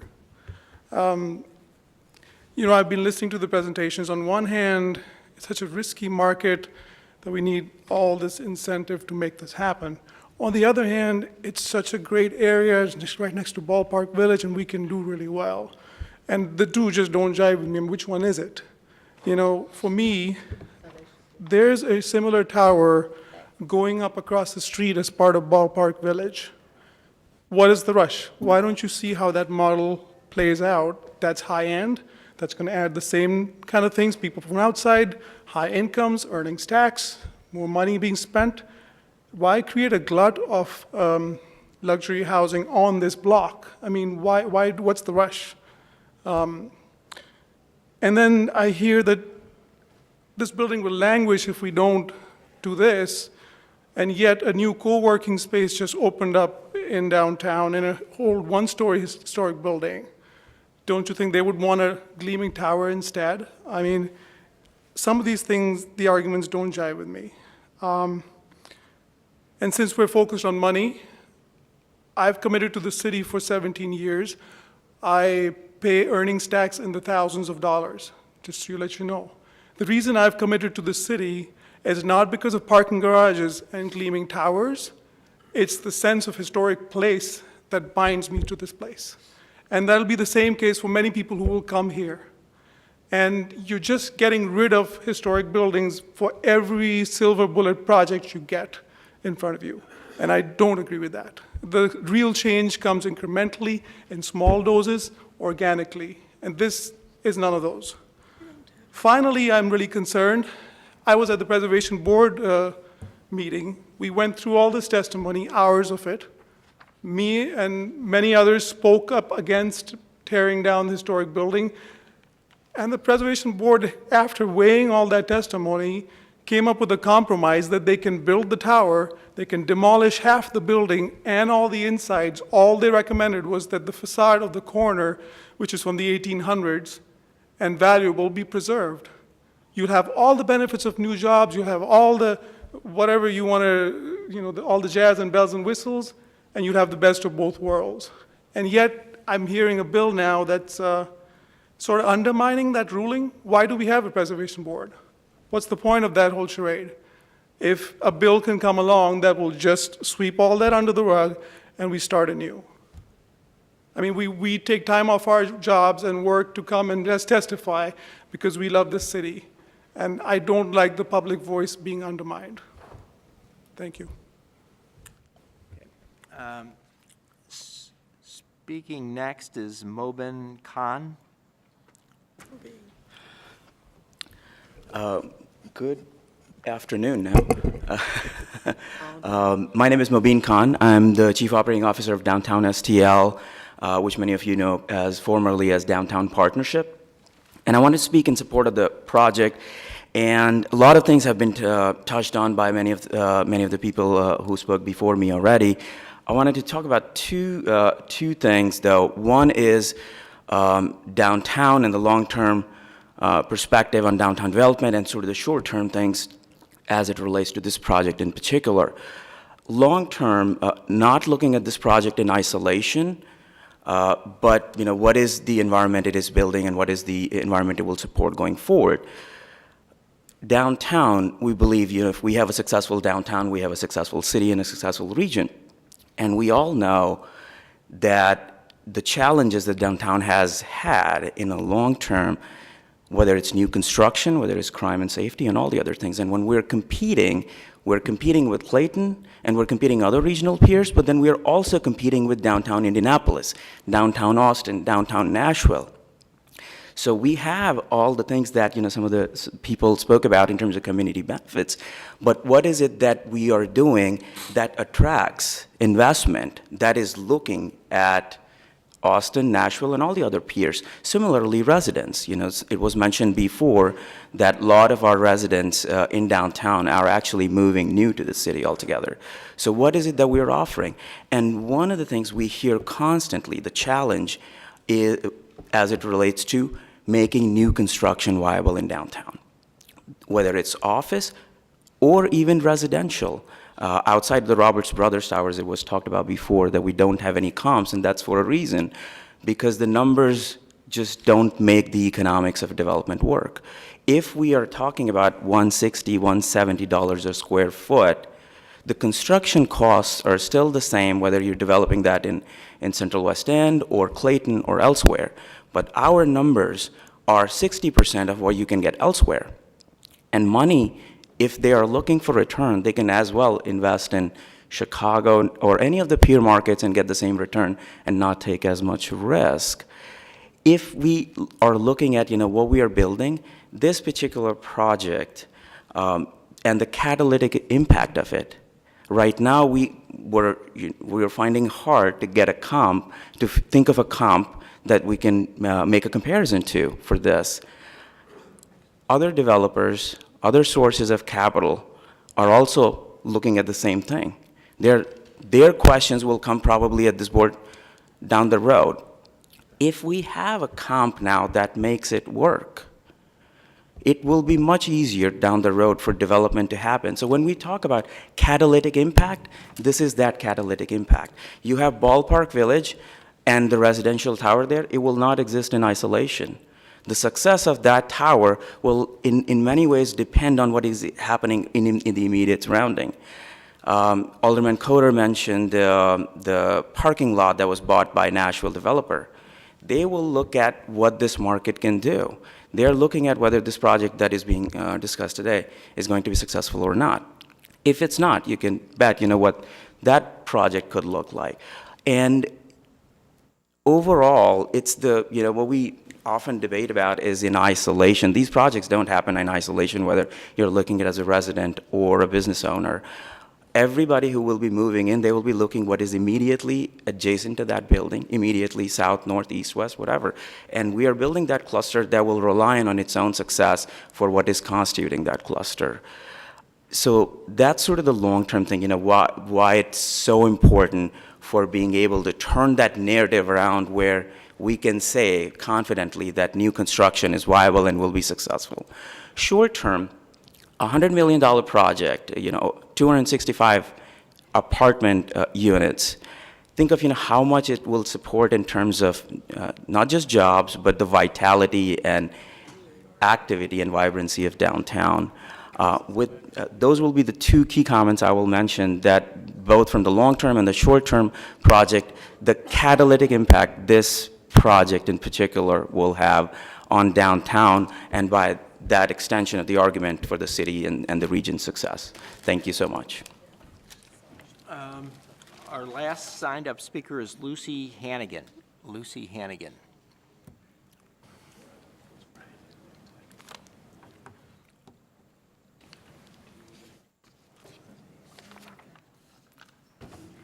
Thank you, Mr. Chairman. I feel like I'm David fighting Goliath here.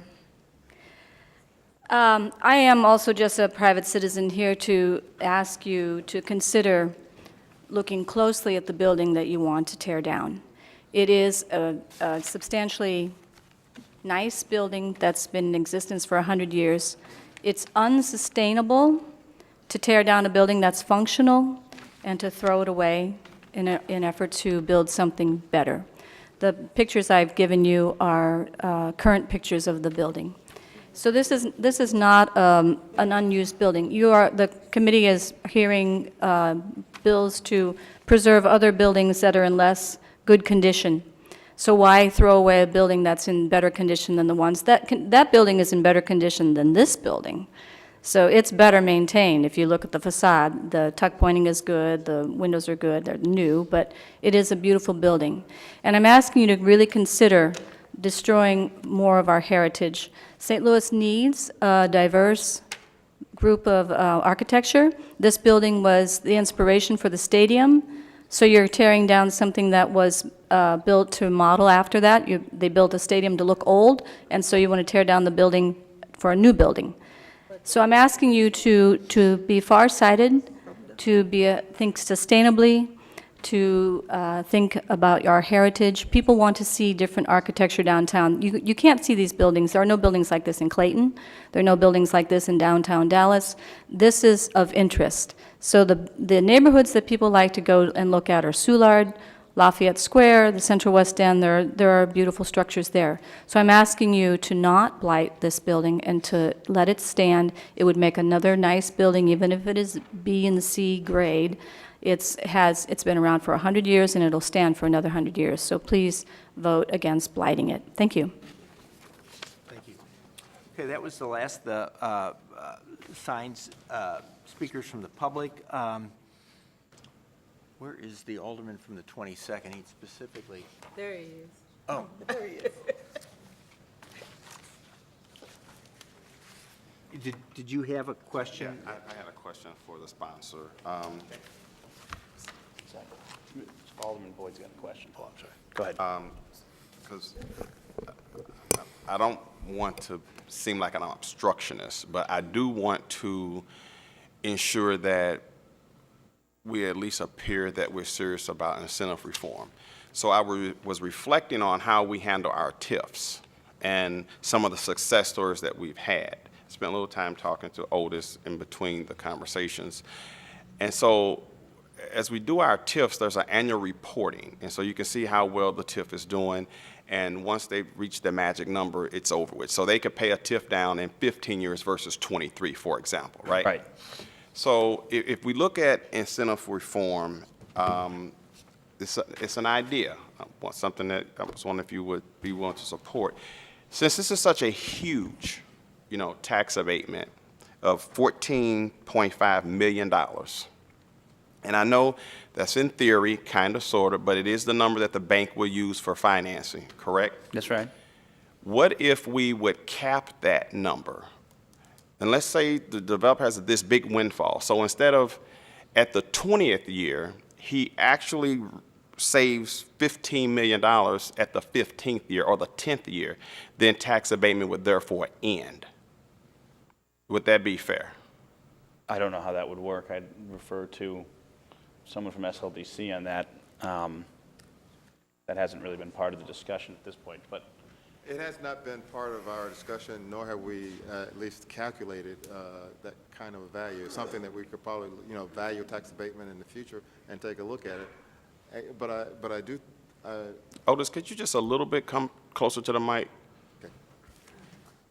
It's something that we did not look at. I know you spoke to me about it a moment ago. The value of tax abatement, capping it, and that kind of thing. I'm not sure that the value to the developer is something that he could finance, and so I would have to defer to that. The real issue is financing. Yeah. Please.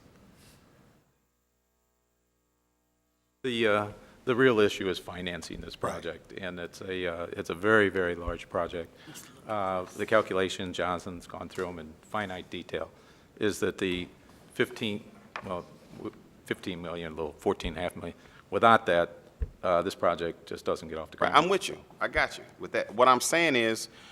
Oh, I heard what you said, but I don't know it- how the mechanism. I don't know. I've never heard of that, so I don't even know how that would work. I don't know how the lenders would look at that either. Because it's kind of in theory, as long as real estate, inflation, everything moves the way it needs to move and things are reassessed the way they need to be reassessed. In theory, you should realize about $14.5 million in tax abatement, right? Yes. So if we commit to that and we give you that, and you actually realize it earlier than 20 years, is what I'm saying. Let's say you realize that in the 15th year. But we guarantee that we support 14.5. So that number doesn't move. So the finance company and everybody's looking at this is still using that same value. And your loan is based on that value, would be based on that value, correct? Yeah, the 14.5 million is part of the loan, but how that would work and how, I'm not the finance Right, guy, that's how so I it don't is. know But how I to was even answer wondering, it. would you be okay with that? As long as we committed to that value? I don't think so. You wouldn't? I don't think so. It'll be. I couldn't commit to that, bank without is the not. finance people involved. What would be the problem if you still, because your calculation, the finance people is going to look at 14.5. I mean, you could end up with $20 million in tax savings over 20 years, potentially, right? Well, so you're saying grant the 14.5 million in a 10-year period or an 8-year period? No. You still get the 20 years. Okay. However, in the 15th and 16th year, you've already realized 14.5 million because the market is so good, right? The value has been reassessed, and your new the new calculations would be more than that, and theoretically it could be paid off earlier. I'd need advice on that. I don't know. I'd need advice on that. Okay, I don't know how to figure I it. understand. Alderman, if I could also, remember, this is not a full abatement, so the building, will get reassessed throughout its life. It's not like they're going to pay zero for 20 years. No, It's a I get that. 90%, so, when the building's built, they'll pay basically 10% of what the property tax would be, and then 15% in the next 5 years, and, 20% for that last 5. So, I guess if the market was booming in year 15 or 16, and the building's much more, worth more, and they'll still be paying a higher amount because it's not a full abatement for the 20 years.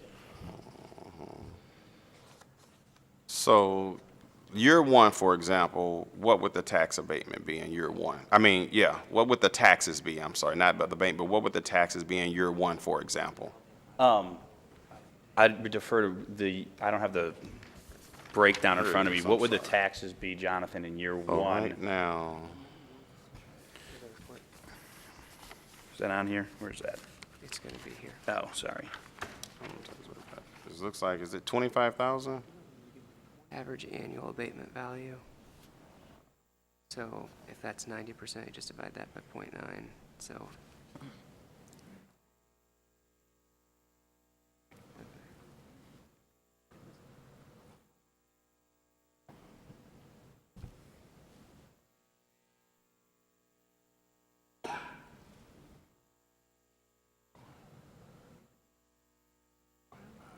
Taxes before abatement. Before abatement, it would be 1.2 million, right? So it's, what, 10% of that, or? So 10% of that, so yeah.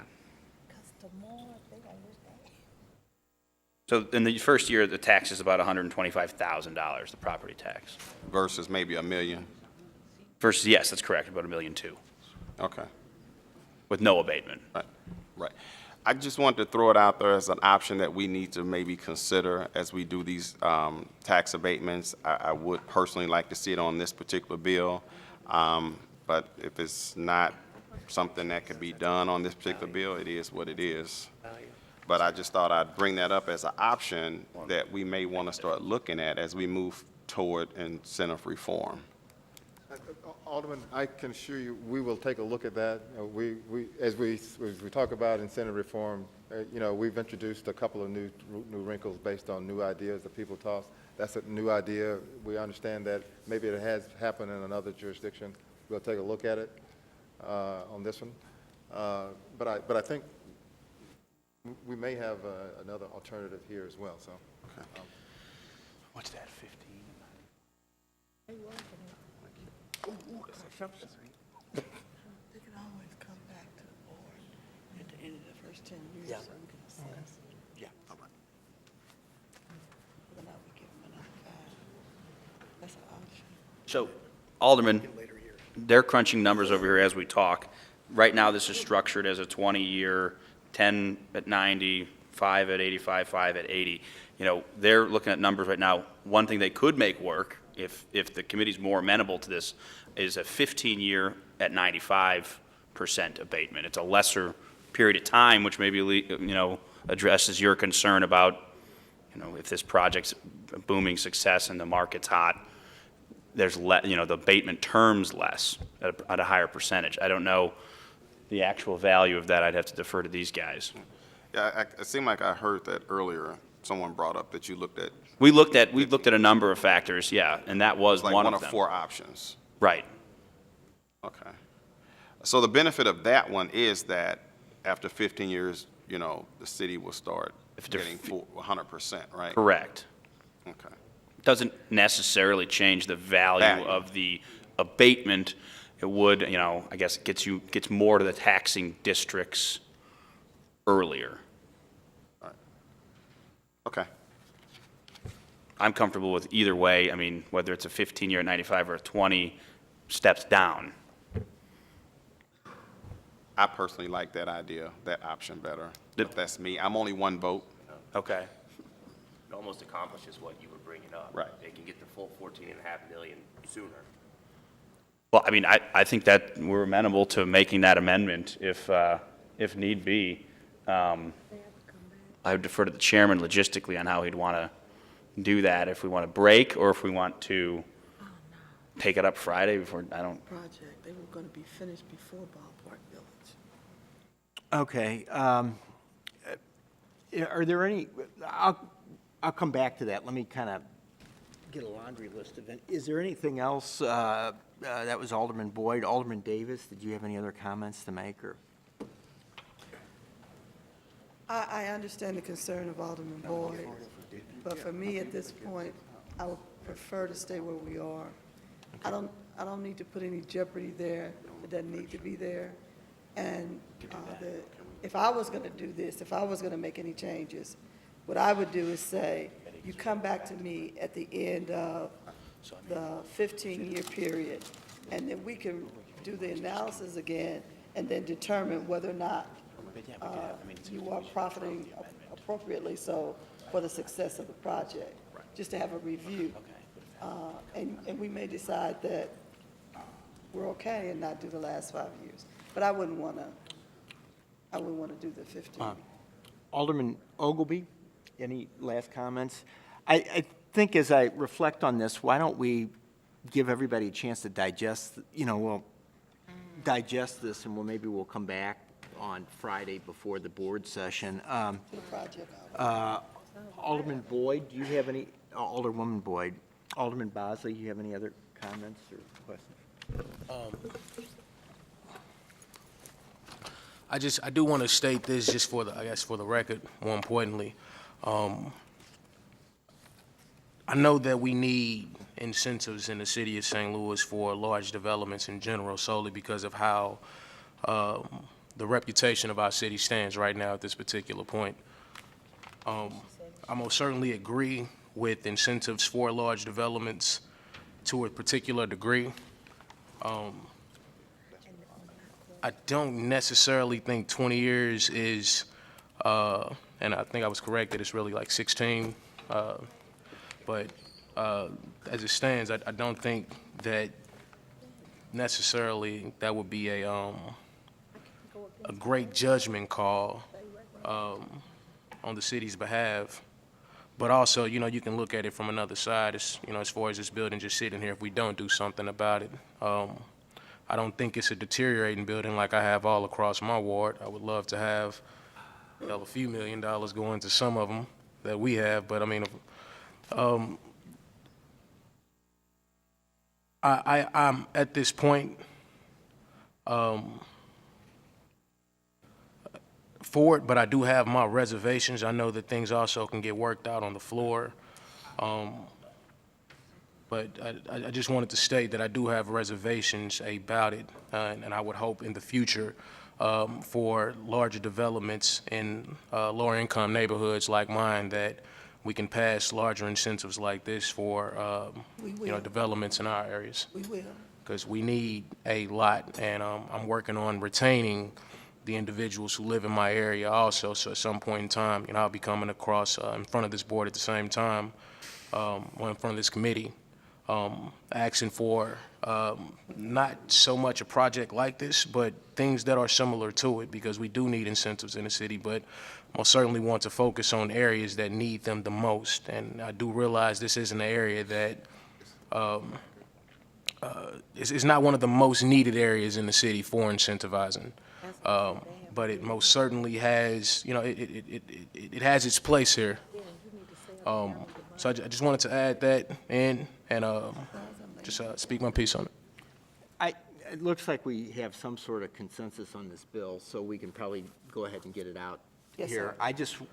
If I could just ask a couple quick questions. How much ballpark have you invested so far, and how long have you been working on this project? And what was the incentives for the project out in Clayton that was worked on? What have you got in it so far, money-wise? What are the incentives in Clayton? We have been costing this project right at about $200,000 today. Today. Okay. In Clayton, we had tax abatement. We had 20 years. At what level? Well, trying to remember I exactly. think it was 50% abatement 50% for 20 in years. the middle of downtown Clayton. Okay, and when did you start on this project then? How long? This project? Yeah. We started about a year ago. About a year ago, okay. I have real concerns. I'm going to vote for it, but I have some real concerns about it as well. And, Jack, you and I have spoke about this separately. I've spoke to, our executive director. I think downtown, I don't really know what the answer is for downtown. I mean, it is, for those who haven't looked at it, it contributes 20% of the real estate tax of the whole city. So Jack's ward, the 7th ward, contributes 20%. That number has just about been flat for the last 7 years. What that tells me is that we have, that's been from the time of the start of the Great Recession up until now, it's, I think, up 2%, maybe 3%. Jobs are bleeding out of downtown, despite all the stuff that's happened down there. I think we are doing a pretty good job of converting Class B office space to residential But I don't know what the answer is, and I know it's critically important. If you think it's 20% of the real estate taxes, you can figure it's over 50% of the earnings taxes. It's going to be, you know, a big percentage of the sales taxes. It is just absolutely, you know, critical for our region. And it's like a boxer that's been hit really hard and is staggering around a ring, and we have been throwing everything but the kitchen sink at it to try to figure out how to fix it. Yeah. And what really concerns me, I guess, is that I don't know if anybody down there has developed an envision. If you take a look at the Cortex stuff, they kind of tell you what they think Cortex ought to look like when they're done. I don't know if we have an idea how many people ought to work downtown. You know, we talked about the form-based code, and, you know, you know, I'm very fortunate I got one of the strongest markets in the area, so it's a little, and we're still needing incentives. But, you know, this project is probably, the developer found a building down there, they wanted to do something, they found a building, and then they came up with that idea. I think we need to be more proactive, and I think downtown really, you know, so the gentleman who is with the Downtown Association, I mean, they ought to tell us, you know, I mean, we, the public, have a huge investment in downtown in the form of these incentives. We ought to have, I mean, when I started doing stuff out my way, they actually had an executive director down there by the name of Kim Kimbrough, and he used to do counts. And we, you know, we copied a lot of the stuff before he left. I mean, we ought to have goals for employment downtown. If we're wanting to replace, you know, the older buildings, to take the Class B off so that we end up kind of reaffirming it, we ought to have a goal for that. And the farm-based code downtown, I know you've talked about it, but... And we are actually, if I could, Mr. Chairman, I don't mean to interrupt, but Downtown St. Louis Inc. has actually committed to funding that form-based code. Years ago, they started down that path, and it got tabled. I don't know why. It was prior to my term as alderman. But we just recently, at our most recent meeting, agreed. Part of because of our conversations in this project, I said, look, we need an actual code. We need to know this is where high-rise buildings should be. This is where residential should be. This is where we want to focus Which office. buildings are you going to keep? Which Right. ones? Right. And So you we know, are doing You go that. ahead and you come up with that, and this whole conversation gets taken off out of our committee, and it's, you know, we adopt that form-based code, and, you know, you have a discussion about tweaking it in downtown, but, you know, you ought to have streets that you want to go ahead, and if you want to keep the buildings, you keep them, and, you know, we shouldn't be incentivized. It's just, you know, we're a year into the project. We got somebody who spent $200,000, and I think it just, you know, it sends a terrible message to the development community to go ahead and reject a project like this at this late date.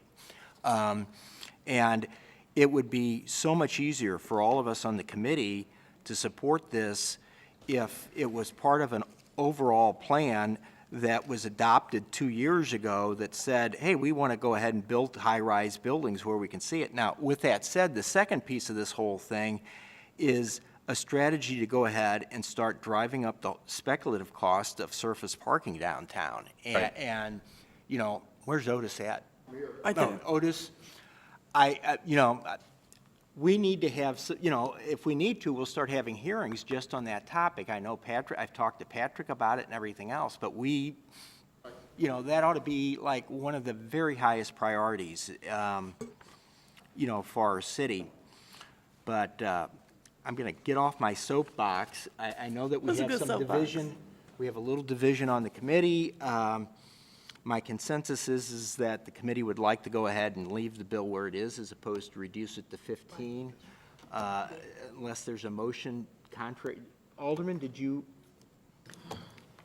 I move that we accept Board Bill number 230 as presented. 250. I'm sorry, 250. 250 as presented. So it's been moved. Is there a second to that? There's been a second to that. Okay. Can we talk about this motion? Sure. So we're on I was trying to get your attention when you're in deep conversation. So the motion was to do it as is, as opposed to cut it back to 15, so. Okay. Okay. There's a motion before us. It's been seconded. Madam Clerk, please call the roll. Alderman Kennedy, Alderman Boyd, No. Alderwoman Davis, Aye. Alderman Coatar, Aye. Alderman Ogilvy. No. Alderwoman Boyd. Aye. Alderman Bosley. Aye. Alderman Oldenburg. Aye. Chairman Roddy. Aye. 6 aye votes, 2 no votes. Okay. Board Bill number 250 is passed out of committee with the due pass recommendation. Thank you, members of the committee. Did you have another? I have one more. Okay. Oh, yeah, here it is. We have 2 more after that.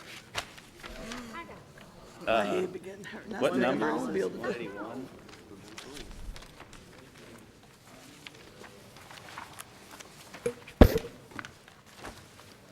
Alderman Roddy, you still got 2 more bills? I'm done. Oh, you did 191 and 192? Okay. Then you're up. Alderman Guenther also. Okay, well. Oh, we haven't done Alderman Guenther either? Okay. I have- Okay, Alderman, proceed on your last board. bill, Thank please. you, Mr. Chairman, members of the committee. And I'm going to defer heavily to Dale and the developer, HRI out of New Orleans, who's here on this project. Basically, what we have here is an ordinance seeking to modify the existing abatement in a redevelopment area that includes 1015 Spruce. 1015 Spruce would be the building kind of across the street from like Wheelhouse and the Start Bar there on Spruce Street downtown. It's one of the old couples buildings. It's a LIHTC project. It's 127 low-income units currently. It was a 10-year abatement. It kind of came in that period when they were doing 10-year abatements on LIHTC projects, which now all get 15-year abatements. So there's been a request by SLDC and the developer to up that abatement for another 5 years so they can continue to keep this as a low-income development. They want to continue doing so. Notice, looking at my board bill, 181. No, I'm looking for the other one that we marked up. 281. Oh, it's probably my pack. I'll get it for you in a second. So that's the gist of it. I'll defer to Dale. I think we've done a couple of these before. Yeah, actually, I get confused on these. I think we had the alderwoman from the 5th down here, or somebody, and. Yeah, we did one on the 5th. Did we, I want to be consistent. And that's- I mean, when we sold, somebody probably did a private placement to raise equity for this thing, and we sold it on the basis of 10 years abatement, and now they're coming back asking for an extra I think it's abating something after the fact, but I want to be consistent. What did we do last? Well, we did one in Alderwoman Davis's ward recently, and we increased it to 15.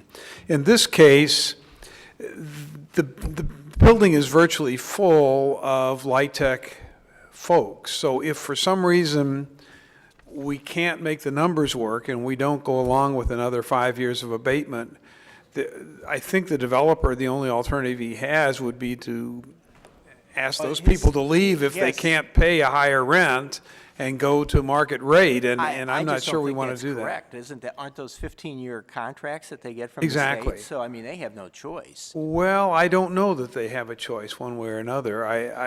Right now. You're right. Is that right? They don't have a choice? Yeah. Okay. And in most cases, there's a 15-year land use restriction of that. So the numbers aren't going to work, and right now, they're not, And that's the rent is not making the payment on the taxes for the real estate, so. Yeah, and that's how this came to our attention, basically. HRI, and Carlos Rivera from HRI is here. Basically, they got their tax bill when their 10 years burned off, and they're looking at it, and the building's fully occupied, and it can't, the revenue from the building with the low income credit doesn't even cover the tax bill without the abatement. So my question to the SLDC was, let's be consistent. This is obviously kind of a technical issue. I don't know. I just want to make sure we're doing. I know we've seen some of these before. I think we've passed another one. I can't remember how we ended up, I know we had a discussion No, we about it. passed. I believe we did one for the Merchandise Mart. Was that last? We did the same thing for the Merchandise Mart, which is another low-income project downtown last year. And new LIHTC projects, we just do a 15-year abatement. Right. I wasn't here 10 years ago. I don't know why we weren't doing that Actually, then. RISE is not doing, they're not accepting the tax abatement, so Say that again? RISE is not using tax abatement from my understanding, so they have agreed not to, they felt that it was, as part of their mission, Okay. was to continue to pay taxes. I say that not because I'm trying to argue with you, it's just that there's probably more room in these deals than what you think. I mean, obviously, somebody's making some money off. Anyway. Yeah. I want to be consistent, so if we've done it before. Is there, I'm sorry, I preempted everybody from asking questions. I normally withhold my opinion. Alderman Boyd, do you have any questions or comments? Well, I want to make some comments that low-income housing tax credit projects are very challenging projects. I know I have a couple in my ward off of Natural Bridge, and they're struggling projects. MHDC basically sets the rent.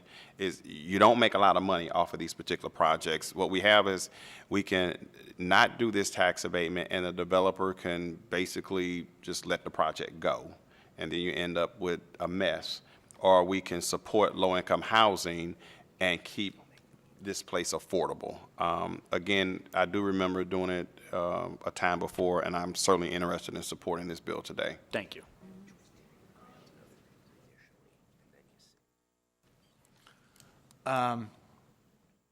Alderwoman Davis, any questions or comments? I understand the challenge in this, and so I do support it. Alderman Ogilvy? No questions. Alderwoman Boyd? No questions. Alderman Bosley? No questions. Alderman Oldenburg? No questions. Okay, hearing no questions, the chair will entertain a motion on Board Bill number, what is? 181. 181. I move that Board Bill 181 comes out of committee with a due pass recommendation. It's been moved and seconded. Madam Clerk, please call the roll. Alderman Kennedy, Alderman Boyd. Aye. Alderwoman Davis. Aye. Alderman Coatar. Aye. Alderman Ogilvy. Aye. Alderwoman Boyd. Aye. Alderman Bosley. Aye. Alderman Oldenburg. Aye. Chairman Roddy. Aye. 8 aye votes. Thank you, members of the committee. Alderwoman Davis, you have Board Bill 186 before us. I think I'm going to hold the bill. You're going to hold the bill, okay? Evidently, there was some miscommunication on Board Bill number 220. Was that advertised? It was. If we could open that hearing and then let anyone speak that wants to. Okay, there is no one signed up for Board Bill number 220, but for purposes of publication, we'll consider Board Bill 220 heard, and then we will hold that. Then we have Alderman Guenther is board, I think this is our last one today, Board Bill number 211.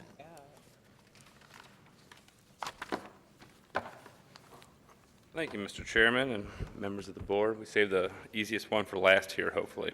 So, hopefully. Could use some ease. Yeah, so Board Bill 211, the Planning Commission has recommended and approved this.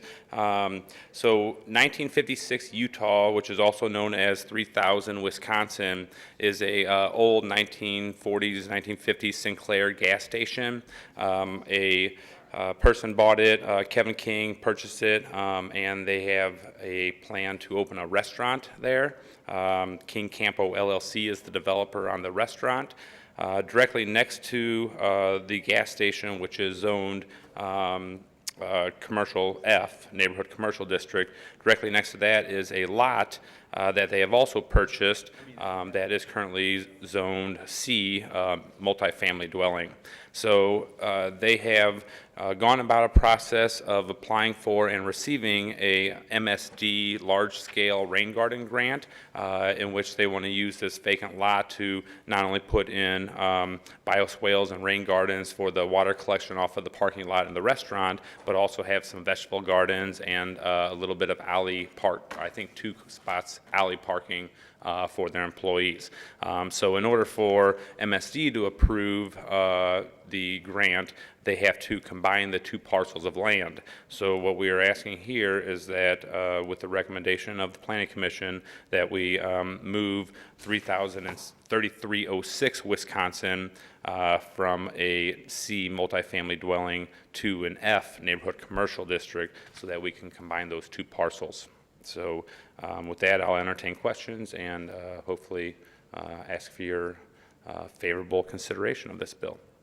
Alderman Boyd, any questions? Alderman Guenther, when was the last time you voted for a bill that I had? Well, you know. No questions, Mr. Chairman. He said, well. Yeah. You don't have to I agree answer with you that. on that last vote. You don't I'll have to say that. answer I that. agree with your last vote. Alderwoman Davis. No questions. Alderman Coatar. Oh, Yeah, we'll no. circle back. Alderman Ogilvy. No questions. Alderwoman Boyd. No questions. Alderman Bosley. Is it in your ward? It sure is, buddy. All right, that's it. Okay, Alderman Oldenburg. No questions. Hearing no questions, the chair will entertain a do-pass recommendation for Board Bill number 211. I move that we pass Board Bill 211 out of committee with a due-pass recommendation. Oh, second. Moved and seconded. Madam Clerk, please call the roll.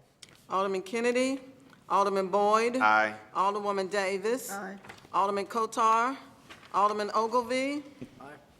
Alderwoman Boyd. Alderman Bosley. Aye. Alderman Oldenburg. Chairman Roddy. Aye. 7 aye votes. Thank you very much. Well, I think that concludes our business today. We will probably have another committee hearing. I haven't figured that out yet. Thank you. And we hope to have at the next meeting a bit of an update on our performance measure project from the alderman from the 16th, and we've started trying to get reports done. So obviously, we've talked about how transportation and zoning and planning are all our levers to try to create value so we can reduce incentives, and we are fortunate to have the chairman of our transportation committee on our committee, so she will give us a bit of an update on some of the transportation things that are going on. So thank you. Thank you. With that said, I'll entertain a motion. Mr. Chairman, can I make another comment? Sure. I would like to have SLDC come back before we go down possibly and just kind of give us an update on projects that maybe didn't get incentives but became a viable project anyway, so that we can get a better understanding of how we gave tax abatement, 15 years ago, what it meant today, and so on and so forth, so that we can feel a little better about where we're going with incentive reform. One of the presentations we hope to have at the next committee hearing is our former colleague, who is now the assessor, has been working on some projects in the assessor's department that will actually go ahead and demonstrate what's rolling off each year, and so we will have an idea what's going on down there. Unfortunately, our information system is so obsolete that it's a DOS-based system, and so it's requiring a great deal of effort down there, but he believes that he will have something that he can share with our committee here in the next week or two. So we would hope that we can have that at our next meeting. I think that will be one of the steps in the right direction, and we are working with SLDC on trying to create some kind of high-level reports that actually kind of serve as, I think the alderman from the 24th said, a dashboard to kind of show us what's going on, so that we can kind of at least get some high-level views of, what's transpiring. So we're working with them, and as we get something, we hope to have it before the committee. Thank you. If there are no other questions or comments, the chair will now entertain a motion that we adjourn. Thank you for the blessings. We need the motion. Oh, I move to adjourn? Move adjourn. It's been seconded. All those in favor? Aye. Okay. Do a voice vote. Second. No. Body is just shit. Me?